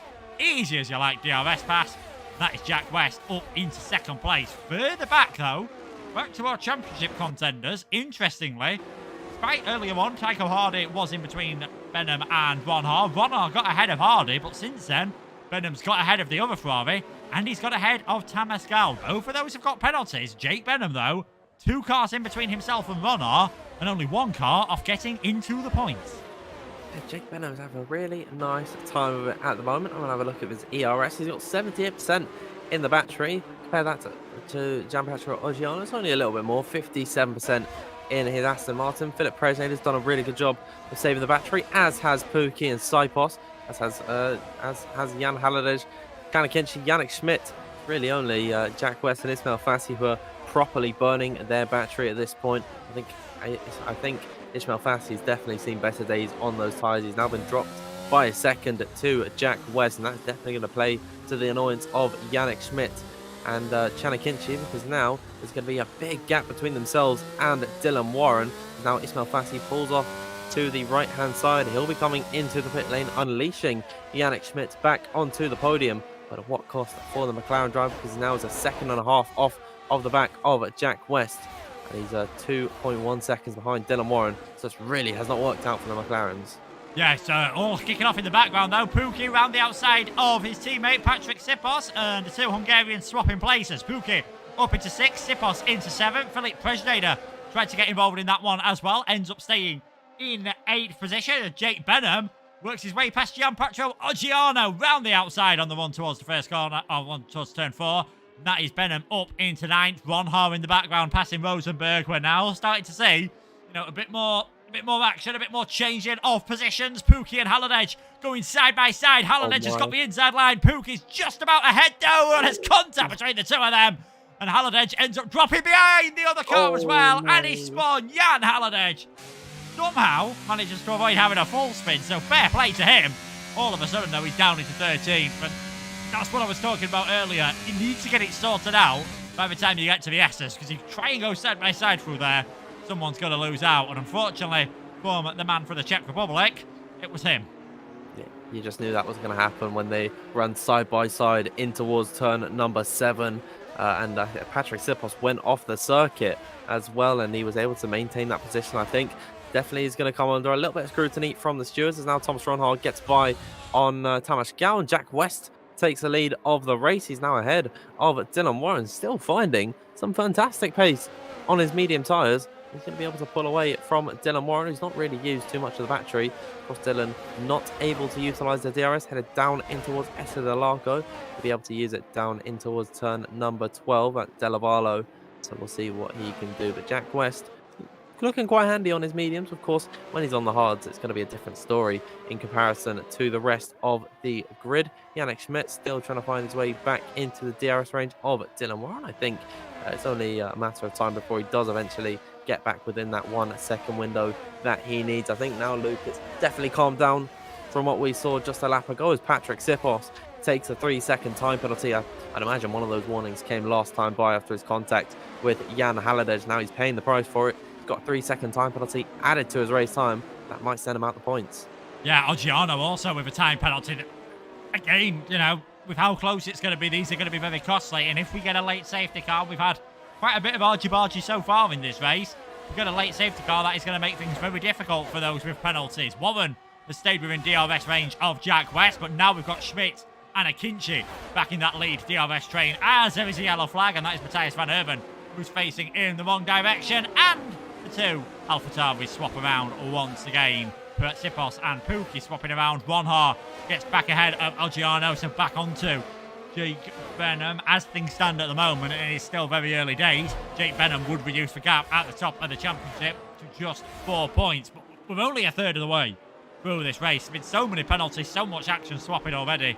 I can't remember a Tier 1 race where we've had 7 drivers get penalties in the first 12 laps. That is just the nature of this circuit. Of course, there's so many twists and turns, especially in that second sector. You know, it's 5 series of quick lefts and rights. You know, it's very difficult to keep it within track limits when you're at such high speeds. Of course, you know, just the slightest track extension with these strict corner cutting rules will give you a warning. As now we'll see what Dylan Warren can do on the back of Jack West. Yannick Schmidt now back in the fight with the leaders. He's been able to reel them in, and I think Jack West now beginning to fall off the pace ever so slightly. He's not pulled away from Dylan Warren. Fastest lap comes out for Patrick Sipos on the back of Chanakinchi, headed down in towards turn number 1. It doesn't look like we're going to see any overtakes for position unless Philip Presnader sees an opportunity on his fan Pookie. Pookie defending to the inside line, so Philip Presnader has to go the long way around in towards turn number 1. He's going to have the inside for turn 2, but then they're going to bang wheels in towards turn number 3. Presnader off the circuit, could compromise his run down the Transira straight. He's kept the position ahead of Patrick of Isfan Pookie, sorry, and I think Pookie's not going to be too happy about that one, considering they made contact. Philip Presnader didn't lift despite going off the track. He was able to maintain the position ahead. Now he splits the two AlphaTauris. He'll be chasing down Patrick Sipos, but without the DRS, surely Isfan Pookie next time by is just going to be able to come right back at him. Yes, and what that did do, because they were briefly outside of a second, is it's allowed Benham, Ronha, Oggiano, and that little gaggle of cars to get back within the DRS range. So, yeah, you've gained a position there, Mr. Presnader, but in the long run, might well have cost yourself. Probably, though, not too bothered about that currently, as Liam Parnell picks up a penalty. 8th driver out of the 19 left in this race to pick up a time penalty. And still Jack West. I was about to say still Jack West is carrying on. He is doing on that set of the medium tyres. Only, I'd imagine, 1 or 2 more laps for that set of mediums before he's going to decide to dive it in the pits. Dylan Warren not really being held up too massively at the moment, so probably just quite happy to just sit in the real tracks, quite happy to keep hold of the DRS. Someone who wants more than the DRS is Jake Benham, down the inside of Pookie, down the inside of Presnader, and that is going to be 2 for 1 for Jake Benham. Fantastic move from the Mercedes, exactly the right amount of aggression he needs in this race, and that is Benham up into 6th, and I think Pookie, he's going to have a go at Presnader as well, all the way around the outside at turn number 4. Goes to Hungarian, very late on the brakes. Presnader still trying to hang in there, and Thomas Ronha might be able to gain from all this if it goes wrong for Presnader. And there we go, that's Ronha down the inside of the Alpine now, just not quite able to get enough of an overlap to make that position work. So Jake Benham, everything's worked out perfectly for him in that move. He's now up into 6th. He's going to set his sights on Patrick Sipos and that lead train. The opportunist is the all-star, and he's put once again 2 cars in between himself and his championship rival Thomas Ronha in this one, so really well worked from Jake. Of course, Thomas Ronha has got a lot more ERS than Pookie and Presnader in front. And Pookie's almost dropped out of the DRS range of Jake Benham as now Dylan Warren gets by on Jack West. That's due to the fact that the Alfa Romeo comes into the pit lane. Dylan Warren back into the lead of this Mexican Grand Prix. And now we'll see what Thomas Ronhaar can do on the back of Presnader. He knows that Benham is going to be escaping up the road and now closing to the rear of the Alpine, headed down and towards the first corner. Presnader goes very deep on the brakes, almost goes into the back of Istvan Pookie's Alpha Tauri. Thomas Ronhaar has to sit in behind for the time being with a bad run through turn number 2 and 3. It's going to allow for Philip Presnader to ever so slightly slip up the road, but on the battery of the exit of turn number 3, Thomas Ronhaar is going to see his opportunity to the inside of Ester Largo, get the move done on Presnader. Presnader goes very deep, switch back of dreams from Thomas Ronhaar, now with the inside of that double right-hander of Horkila corner. Very well worked indeed. He broke Presnader's ankles and now he's up into P7. He's got his sights set on Istvan Pookie, who is struggling to keep up with Jake Benham, who is beginning to close to Patrick Sipos. Sipos, though, close to the rear of Chanakinchi, so on lap number 16 of 36. We're nearing the halfway point of the Grand Prix. Luke drivers starting to get their elbows out.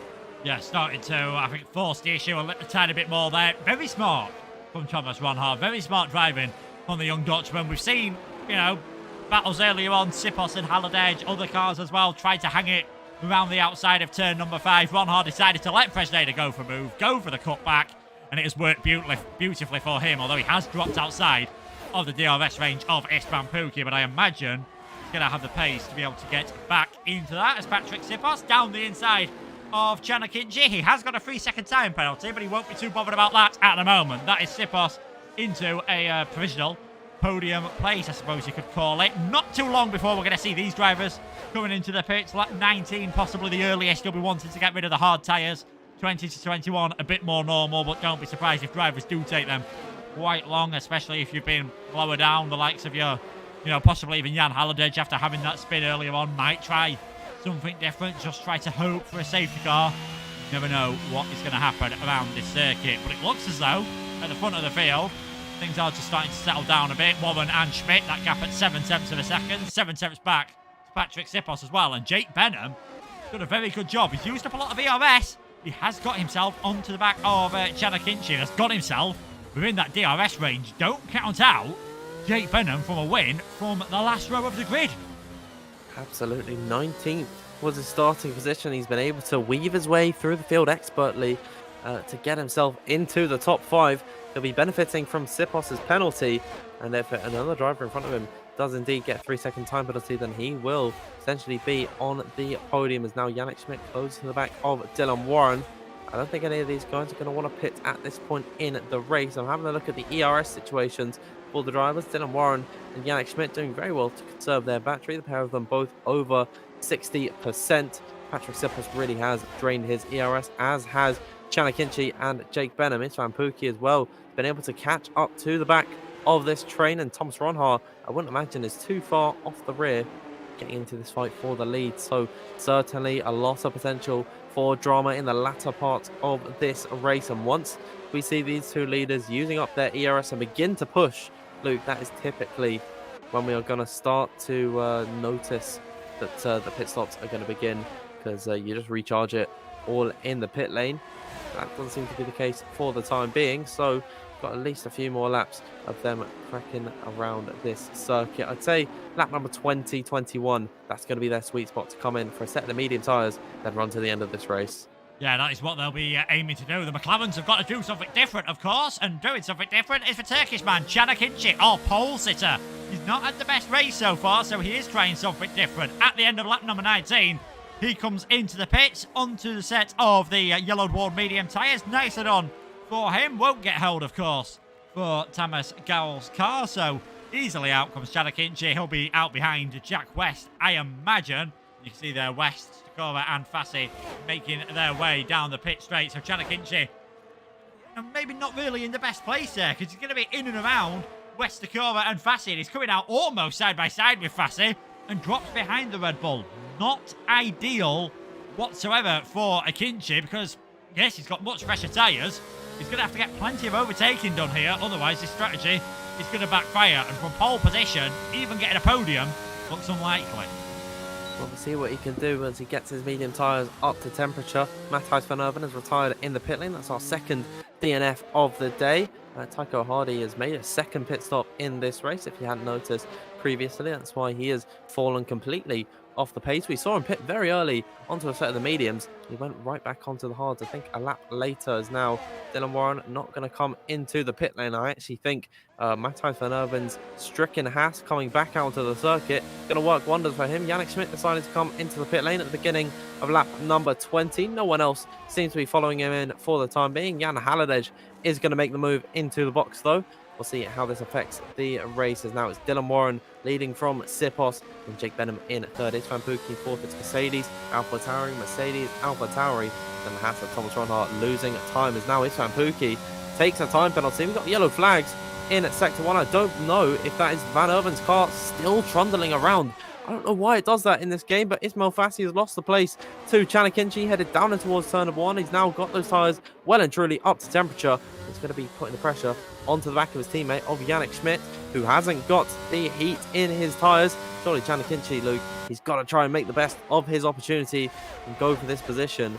But in the DRS of Camel Stackera, that's going to save Yannick Schmidt from the barrage of attacks from Akinci.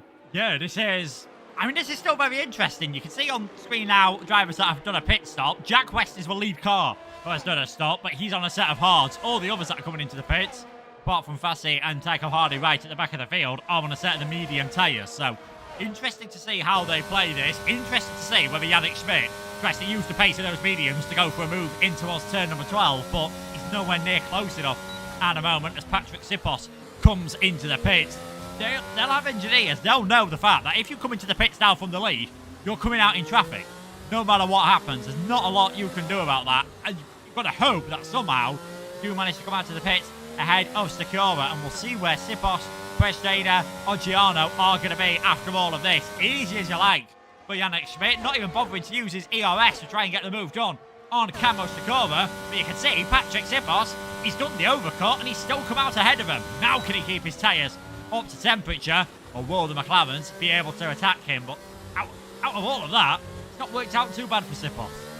Yes, Sipos though doesn't have any DRS down this straight. Yannick Schmidt does have that advantage, headed down in towards Essa de Lago. We'll see a late move from the McLaren. He's definitely getting onto the rear of the Alpha Tauri. Still not get those tyres up to temperature. Now in towards Horkila. Can he go late braking up the inside?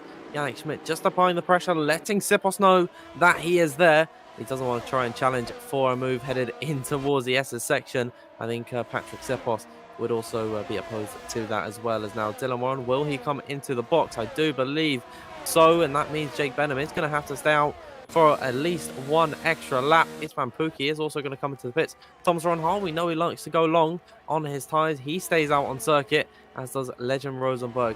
So they are the last few runners on a set of the hard compound of tyre. We'll see where Dylan Warren emerges out of the pit lane. He's just coming to the exit now as Jack West is entering the main straight. Will he be ahead? I do believe so of Dylan Warren, as now here they come down in towards the first corner. It's going to be almost wheel to wheel between himself and Patrick Sipos, and actually Sipos has come out behind Dylan Warren. The overcut has worked perfectly for him, but of course once again, Luke, no DRS for Dylan Warren. Will Sipos strike now? Yeah, this is an opportunity for Patrick Sipos, but he's got no ERS. He's used up all his battery. I think just making sure he can keep Schmidt behind him, as Dylan Warren not trying to block Patrick Sipos there. He's just trying to get any heat that he can into those medium tyres, but he should be safe for now. That is Dylan Warren into a net second place. Jack West still in the net lead of this race, although I think he's going to find it very difficult indeed to hold on to that with all the medium shod cars behind him. Just where Jake Benham's going to come out in ahead of all of this, I think probably behind Chanakinchi and Thomas Ronhart. He could be quite a long way down behind this. He could be behind Pookie, maybe in and around West Kigova and Gallard at the moment, which is not what Ronhart needed whatsoever. What is good news for the top two, our title contenders, as Benham stays out, Ronhart comes into the pits. I was about to say it's good for them that they haven't got any penalties, but Thomas Ronhart into the pits now, and it's Jake Benham trying something completely different, along with Legend Rosenberg. Well, these two are going to have the longevity, the fresher tyres later in the race, and they're going to have that advantage. Thomas Ronhart exiting the pit lane now. He might be behind Camel Stakura, and indeed he will. He'll be behind Thomas Gall as well, who actually is making the move on Stakura, and he's behind Presnator, behind Oggiano. Thomas Ronha out of the pit stop phase, now down into 16th position. It really hasn't worked out in his way. He has got fresher tyres than all those around him, especially Stakura and Fassi, who are going to be mobile chicanes for him. But the fact that he's come out behind the pair of them really is going to be a bad omen, as Fassi trying to make the move on Stakura, probably the worst two drivers that could be fighting at the minute, given how old their tyres are. They're going to be holding this train up completely. Patrick Sipos gets by on Jack West. He's also lost the place to Dylan Warren, so I think he's really feeling the effects of having these hard tyres, because Yannick Schmidt all over the back of him through the S's section and on the run up towards Delavallo. Surely Yannick Schmidt has got to go for the move now in towards the breaker zone. It's very difficult to go up the inside through there. He's going to stay behind as Jake Benham comes into the pit lane. And he is going to be one of the last runners to come into the box. Legend Rosenberg will take the lead. We'll see where Benham emerges.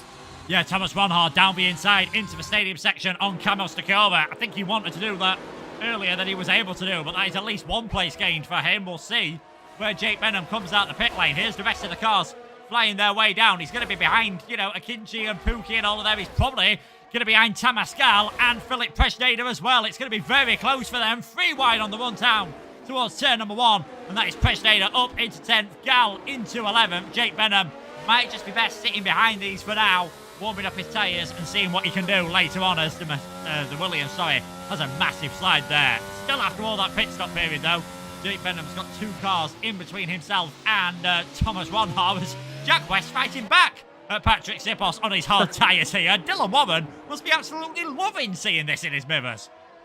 Oh dear, and I think, there's some time penalties coming out. I don't think it's for any of our guys fighting for position at the minute. This is for P2 on track, as now Patrick Sipos, something's happened to him. He's now gone off the road at turn number 8 and in towards turn 9 and 10. He's lost a handful of positions. Now Yannick Schmidt is onto the rear of him. Something's going wrong for Patrick Sipos. I don't know if there's any wing damage for him. Maybe there's a wheel issue. I'm not too sure what's happened to Patrick Sipos, but he is going very slowly on circuit. I wonder if that's a hardware failure on his side of things, as Liam Parnell comes into the pit lane. Dylan Warren now back onto the podium. Patrick Sipos, it seems to be just a bad omen for him in WOR. It doesn't seem to be working out. He's back into the pit lane, and is this going to be the end of Sipos's day? Yeah, I think not too surprising there. It was just a bit of contact with him and West, put him offline, and from then, dirty tyres. Had to let so many cars by. I think he's decided that it's not worth fighting for the final third of this race. Still being led by a car that's yet to come into the pits. Legend Rosenberg in the lead. Dylan Warren now up into second as he works his way past Modesto Mena. Dylan Warren with an effective 5-second lead. It's looking so good for the Mercedes, man. Surely all he's got to do, keep it clean, not get any penalties, and we're going to see Dylan Warren take the victory in this race. Schmidt and Pookie have worked their way past Jack West. Chalakinchi is going to be the next car to try. And we've already seen that it's not the easiest thing to do to get past Jack West tonight. And Thomas Ronhar is still stuck behind Oggiano. He will get some points because of all the penalties and because Rosenberg and Mena are still out there on a set of hard tyres. And of course, will have to come into the pits. They're hoping for a bit more, like we saw between West and Sipos, and they're hoping that they get a safety car, because that would flip this race again on its head and mean even worse news for those that have got penalties. I mean, at the moment, Jake Benham probably is going to finish, top 5 looks almost certain for him. It's just whether he can get onto the podium. It's also how far up the order can Thomas Ronhar get. He's on the back of Gianpetro Oggiano. That's past the Aston Martin. Can he get past the Williams of Tamas Gal as well? Down the inside into the first corner goes Thomas Ronhar. He's into the top 10. Benham past Presnader and Akinci past West as well. Oh, there's so many overtakes being made, and Jake Benham sees the opportunity to go on both. Chanakinchi and Jack West headed down and towards turn number 4. What a move from Jake Benham. He's up into P6 now, ahead of Jack West and Chanakinchi, who are fighting through the S's in the first sector. And now he was able to just slip on by with 5-lap fresher tyres than the McLaren. Is now so many drivers swapping position in the lower part of the top 10. Philip Presnader, something's happened to him. He's now got 3-second time penalty added to his race time. So many penalties in this race. It's very hard to keep track of at the minute. As now Thomas Ronhart on the back of Jack West. We know how feisty Jack West has been in this race so far, but he's going to have a very tough time of it. Yellow flags in sector 2. That's Ismail Fassi off the circuit. I wonder if he's in the wall. And there, I do believe he's just kept out of the barriers However, his race really has gone from bad to worse. Still at the front of the order though, Legend Rosenberg yet to pitch. I know that he can do about 30 laps on these hards. Maybe he's hoping for a late safety car to bring him into this race. I'm not too sure at this moment in time, but he is keeping it still very nicely on the road at the front of the order. I think Dylan Warren's going to want him to come into the pit lane very soon, as Ismail Fassi gets the time penalty for speeding in the pit lane. His day is done. That's our 4th retirement of the evening. Yeah, 4th retirement of the evening. One of the easier passes we've seen on Jack West there. Thomas Ronhaar, so much more grip on his medium tyres, gets himself up in towards 8th place. As things stand at the moment, Jake Benham's on for a potential podium here. Thomas Ronhaar, I think it's going to be close between himself and Istvan Pukki, but could get a top 5 if Benham finishes in 3rd place and Ronhaar finishes in 5th, let's say. There'll be 1 point between them heading into the final race. It is going to be so close. If Benham's 2nd and Ronhaar's 4th, which there might be now because Akinchi's just picked up a penalty, so that should help out Thomas Ronhaar. We could see the two of them be neck and neck heading into that final race. It is going to be so fascinating heading into Austria next week, and it's going to be a fascinating final 10 laps in this one, except possibly for the battle for the lead, because Dylan Warren, net 5.7 seconds clear. I think even in his wildest dreams, he wouldn't have imagined this would happen tonight. No, he's having a fantastic evening, and no one really at this point is going to be able to challenge him. Yannick Schmidt doing his best to challenge Modesto Mena, also yet to pit in this race. This is for P3 on the circuit. Modesto Mena well within his rights to defend the move, as Istvan Pukki goes up the inside of the Williams. He doesn't want to hang about at all and headed in towards the S's. He's got bogged down behind him, and now Jake Benham could have the opportunity to get onto the rear of the AlphaTauri, headed down the Transira straight in towards Essa de Lago. Istvan Pukki holding that inside line. Jake Benham has to go the long way round of the inside line for the next right-hander at turn number 5. Deep on the brakes goes Benham, and Istvan Pukki tries to pull a switchback. He's got the inside for Horkila now, the double right-hander off the exit now and in towards turn number 7. We'll see Istvan Pukki hold on to that position. Jake Benham, that will be to the annoyance of him. He's got 2 lap fresher tyres than Istvan Pukki, and he hasn't got a penalty to his name. So really it is just compromising his race entirely, because that has allowed for Thomas Ronhaar to close up to the back, and all of a sudden there's only going to be 1 car in between himself and Jake Benham if he gets up the inside of Modesto Mena, who's really keeping his foot in there ahead of the Dutchman. But with the inside line at turn number 15, Thomas Ronhaar easily going to be able to slip on through. Now Jake Benham 5th, Akinchi 6th, and Thomas Ronhaar in 7th. Yeah, Ronhaar not gained as much as he would have liked there. Him and Mena went side by side into the first part of the S's. Ronhaar got the position done, but went off track in doing so, and therefore had to let Modesto Mena straight back past. Benham's got ahead of Pukki, and there comes Modesto Mena trying it on the old set of hard tyres around the outside of Thomas Ronhaar. There's a bit of contact between the two of them here. Mena really proving to be a bit of a thorn in the side of Thomas Ronhaar at the moment, and that's allowed Jack West onto the back of the Williams once more. It's not gone well, that, for Thomas Ronhaar. All that position that he gained, all that hope that he gained, maybe gone out of the window slightly. But with Pukki and Akinchi both having penalties, it should still effectively only be 1 car length, 1 car behind Benham by the time we get towards the finish line. We'll have to wait and see how that goes. And I think that was inevitable. West and Mena make contact. West gets the penalty. Mena spins around. Back towards the front of the field we go. Legend Rosenberg still leading. Dylan Warren in 2nd place at the moment, effectively with a chance at the victory. What I'm looking forward to see, can Jake Benham get onto the back of Yannick Schmidt and make it a Mercedes 1-2? It is going to be difficult for Jake Benham. I do think he has the raw talent to get on the back of Yannick Schmidt, but he does have a big disadvantage in the ERS department. He's got 3% in comparison to Schmidt's. I'm seeing a little glitch on my side of things. It's 60% for Yannick Schmidt, and Jake Benham's also got Istvan Pukki, who's really been a thorn in his side for the past few laps. Istvan Pukki really just haven't given up this position whatsoever, and he's even still with 5% in the battery. He's using it off the exit at turn number 3 to try and close that gap to Jake Benham. Possibly he's got a double warning somewhere, maybe an unfair warning at some point. He'll get that penalty removed. It's only 3 seconds added to his race time. The same goes for Akinchi, West, Mena, Parnell, and Stakura. Gallen, Oggiano both have 6 seconds, and Legend Rosenberg got 5 seconds added to his race time. Speaking of Rosenberg, he's got Dylan Warren for company in behind, and I think surely this has got to be the sign for the Ferrari to come into the pit lane. He's had a good run leading this race, but I think it is time on lap number 30.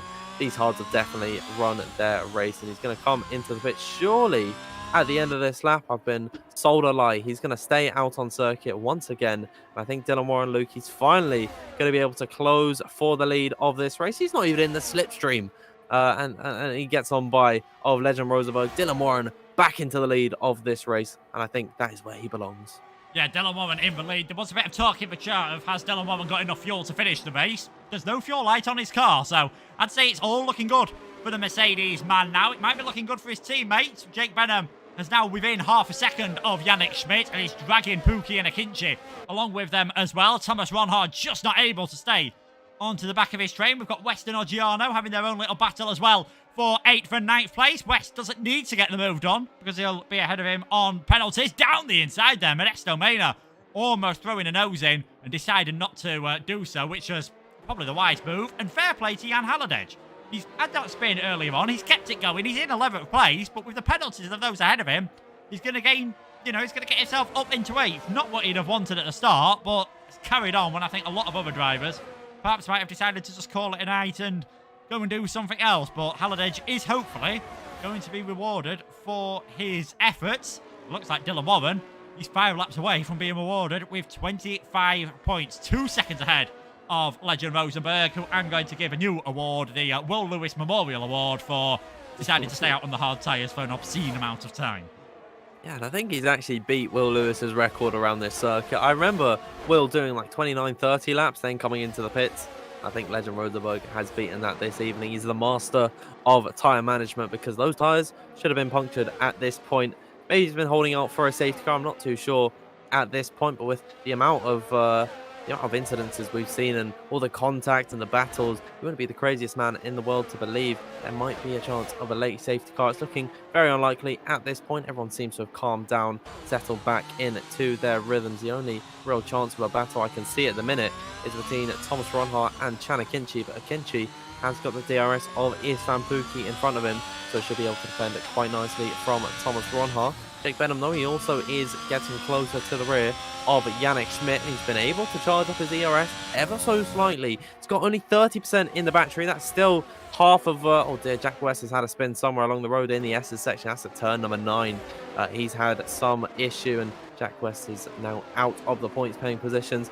Certainly been a benefactor in this race, and he's definitely been a key component of it. But now I think it's looking like he's not going to get any points this evening. Yeah, Legend Rosenberg into the pits with how slow he was going in. I think he has had a puncture, yeah. Rear right tyres just there, giving up the ghost there. So 32 laps. We know he's the limit of the hard tyres, of what they can do. And Thomas Ronhart, he's on the edge of passing Chan Akinci at the moment, round the outside with the little bit of extra grip on those medium tyres. That is Thomas Ronhart up into 5th place. He's suddenly put a bit of a spurt on out of nowhere here. So Warren Schmidt Benham looks like being the top 3 at the moment. Thomas Ronhart would get himself up to 4th place, so provisionally it's going to be a 3-point gap at the top of the standings heading into next week. I think Nicolas Longuet would still mathematically be in with a chance, but this result does mean Alvaro Cavaton will not be able to win the championship. Realistically, though, it's going to be a 2-horse race, Benham versus Ronhart, but anything could happen in his final 3.5 laps.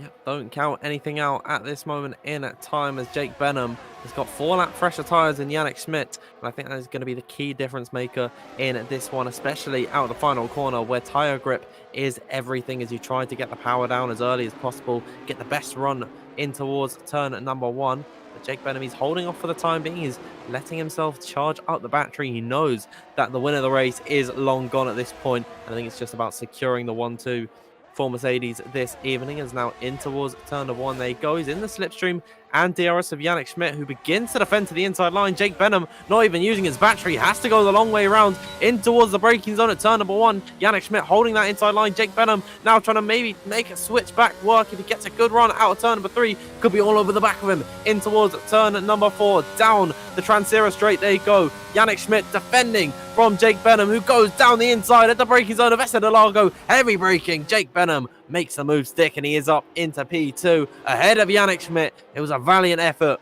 from the McLaren, but unfortunately it was all in vain. Jake Benham now up into P2 at the end of this one. However, there is still 2 laps to go at the line, so Yannick Schmidt still has plenty of opportunities to get on by.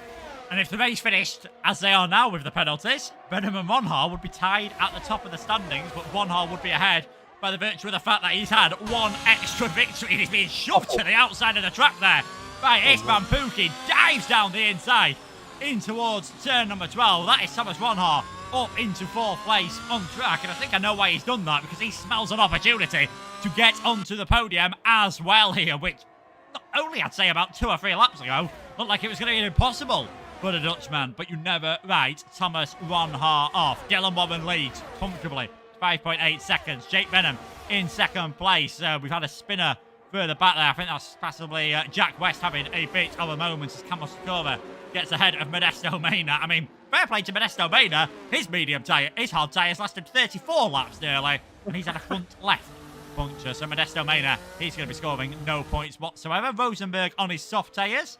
No point for the fastest lap, 1:16.3 for him.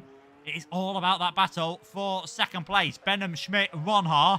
We'll see what Pookie and Akinci can do about it.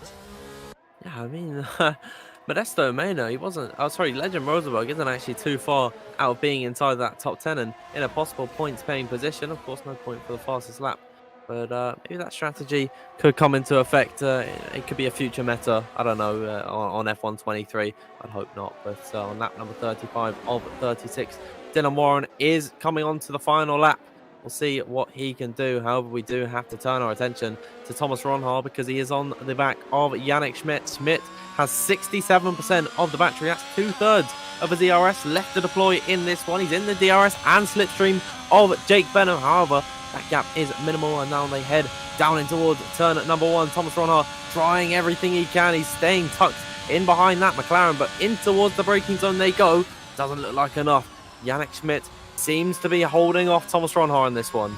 Surely, if you're Jake Benham, you make sure that Yannick Schmidt's got your DRS coming into turn number 12. The last thing you want to do is put him more than a second behind, because Ronha, we've already seen, give him an inch, he's going to take a mile, and he's going to send one down the inside of Yannick Schmidt. Benham low on his DRS, about half a second heading out of turn number 11 in towards turn number 12 should be enough of a gap. So I think Schmidt shouldn't be close enough to get ahead of Jake Benham. It's just whether Ronha can send a move, but with not a lot of ERS, I don't think he's going to have too much opportunity. And out at the front of the field, we've barely seen him for the last half of this race. Dylan Warren has just been in complete control. He's led this race perfectly. He's not put a step wrong as the fireworks begin to pour. The confetti all over the circuit. Dylan Warren out to Peraltada for the final time. He's going to come across the line to take victory in Mexico. Dylan Warren takes victory today. Jake Benham is going to come out the final corner to remain in P2. It's a Mercedes 1-2. Yannick Schmidt holds on to 3rd. Thomas Ronha from last on the grid. He didn't quite make it onto the podium, but still a valiant effort from him. It's Van Pookie in 5th, Akinci in 6th. Jan Halliday, what a recovery drive from him. He made the best of a bad situation. He ends up in 7th. Oggiano in 8th. 9th for Tamas Gal. Then rounding out the points is Liam Parnell in his Red Bull. But how about that? Dylan Warren, what a return to form we have seen from him in recent weeks. I mean, you know, he sort of peaked around F1 2020. He went quiet for F1 2021, but all of a sudden, at the end of F1 22's game cycle, bang, he's back on the scene. Yeah, back on the scene, and in style as well. I mean, who's to say what would have happened if Benham and Ronha had started towards the front of the field? You know, ifs and buts and all that. Doesn't matter. Dylan Warren controlled the race perfectly in the end. Stayed nice and patient when Jack West got ahead of him, got the move done back.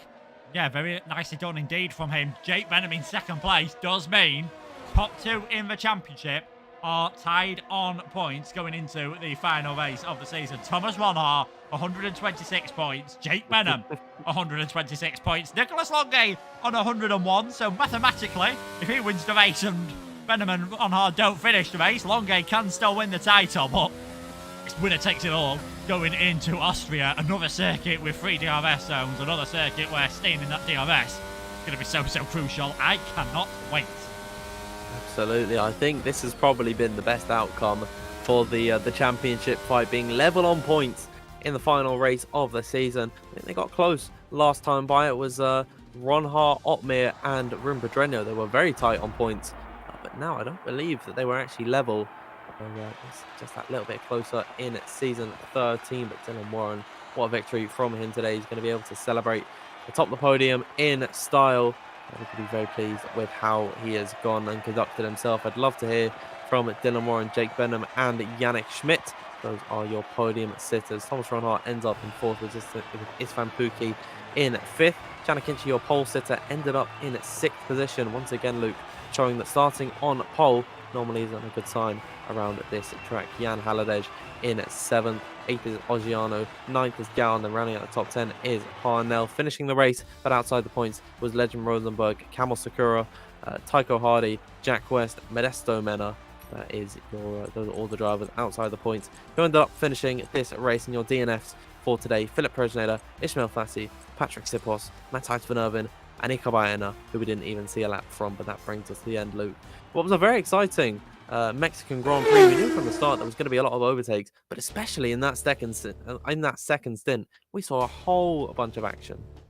Yeah, and I think it's just because of the nature of the circuit. We saw drivers on the hard tyres can stay out a bit longer and have that possibility to get involved with the action. We saw, I think, Fassi and Jack West lit up the start of the race. Ismo on the soft tyres was never going to really work. Jack West on the mediums, if he hadn't had the spin and, making multiple pit stops towards the end of the race, that could have worked out as a pretty decent strategy, to be perfectly honest. He was in the net race lead at one point, possibly needed a couple of other drivers to start on the medium tyres for it to really work, but you saw the effect they had because it just caused those splits in the field. Ronhart getting mixed up with Maynard at one point, managing to get past West pretty cleanly.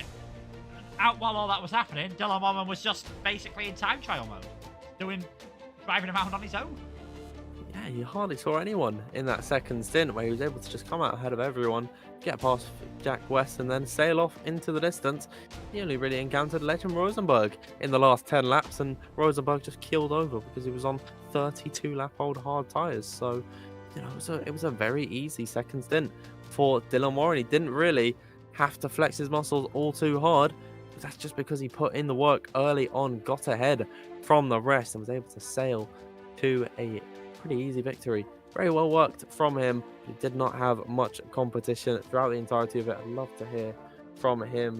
No one for the time being is in the interview room, but Luke, once again, let's have a think about this championship hunt. Dylan Warren, Jake Benham, and Thomas Ronhart level on points heading into the final race at Austria, a track that we know is going to have a bunch of overtakes. It's going to be exciting. Yeah, like I said, similar to this, we've got the 3 DRS zones, but they've all got their own activation point. You don't see many moves into turn number 1. Turn 3 and 4 is where you usually see the majority of the action at the Red Bull Ring. Such a short track as well, so qualifying is going to be exceptionally close. And another one where there's possibilities to pick up penalty, but it's quite an old school circuit. Heading out of turn number 4, there's grass and gravel out there, so if you find yourself getting ran wide, you're going to lose yourself an absolute chunk of time. And we've seen other fast drivers get involved. Longay can still mathematically win the title. If he turns up, I'm sure he's going to have plenty of say in who can win the championship with his pace. Likewise with Cavaton. Dylan Warren taking the victory tonight. Akinci and Schmidt showed fantastic pace. So did Isfan Pukki. Just missing out. It's going to be fantastic, and it's in the mountains, so who knows, we could well have a wet final race of the season and a wet championship decider. I mean, it's definitely possible. Around Austria is definitely no stranger to adverse weather conditions. You're absolutely right about it being a pretty punishing circuit on track limits and stuff, with gravel and grass instead of the traditional runoff. Not traditional, but stuff that we typically see nowadays, the more contemporary stuff where it doesn't punish the driver as hard for their mistakes, and that was made an example of as well in the real life F1 race in Australia today. I think it does make for a lot better racing, and it's certainly going to prove to be an exciting one in Austria. I can see Dylan Warren, he's made his way into the interview room, so we can bring Dylan into the commentary box. Dylan, can you hear us? Yes, I can. Okay, perfect. So let's start off by talking about your qualifying. You ended up in P3, if I'm not mistaken. Talk us through your lap. I mean, to be honest, I had no confidence in the setup going into it. It was literally just something that I had going into it, just going into the session, hadn't used it. since what for like until 30 minutes before the thing. So Q1 I had to use 2 tyres, which I wasn't happy about.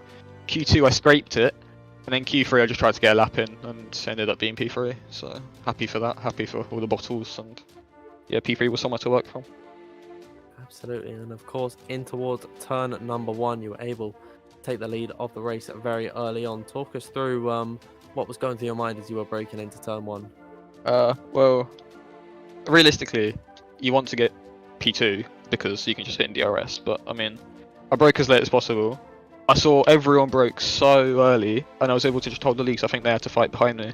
And then, well, yeah, I just was able to stay in front, and obviously, if I'm in the middle, it's easiest for me to break latest, so I managed to do it after Akinci got a poor start, and ended up P1.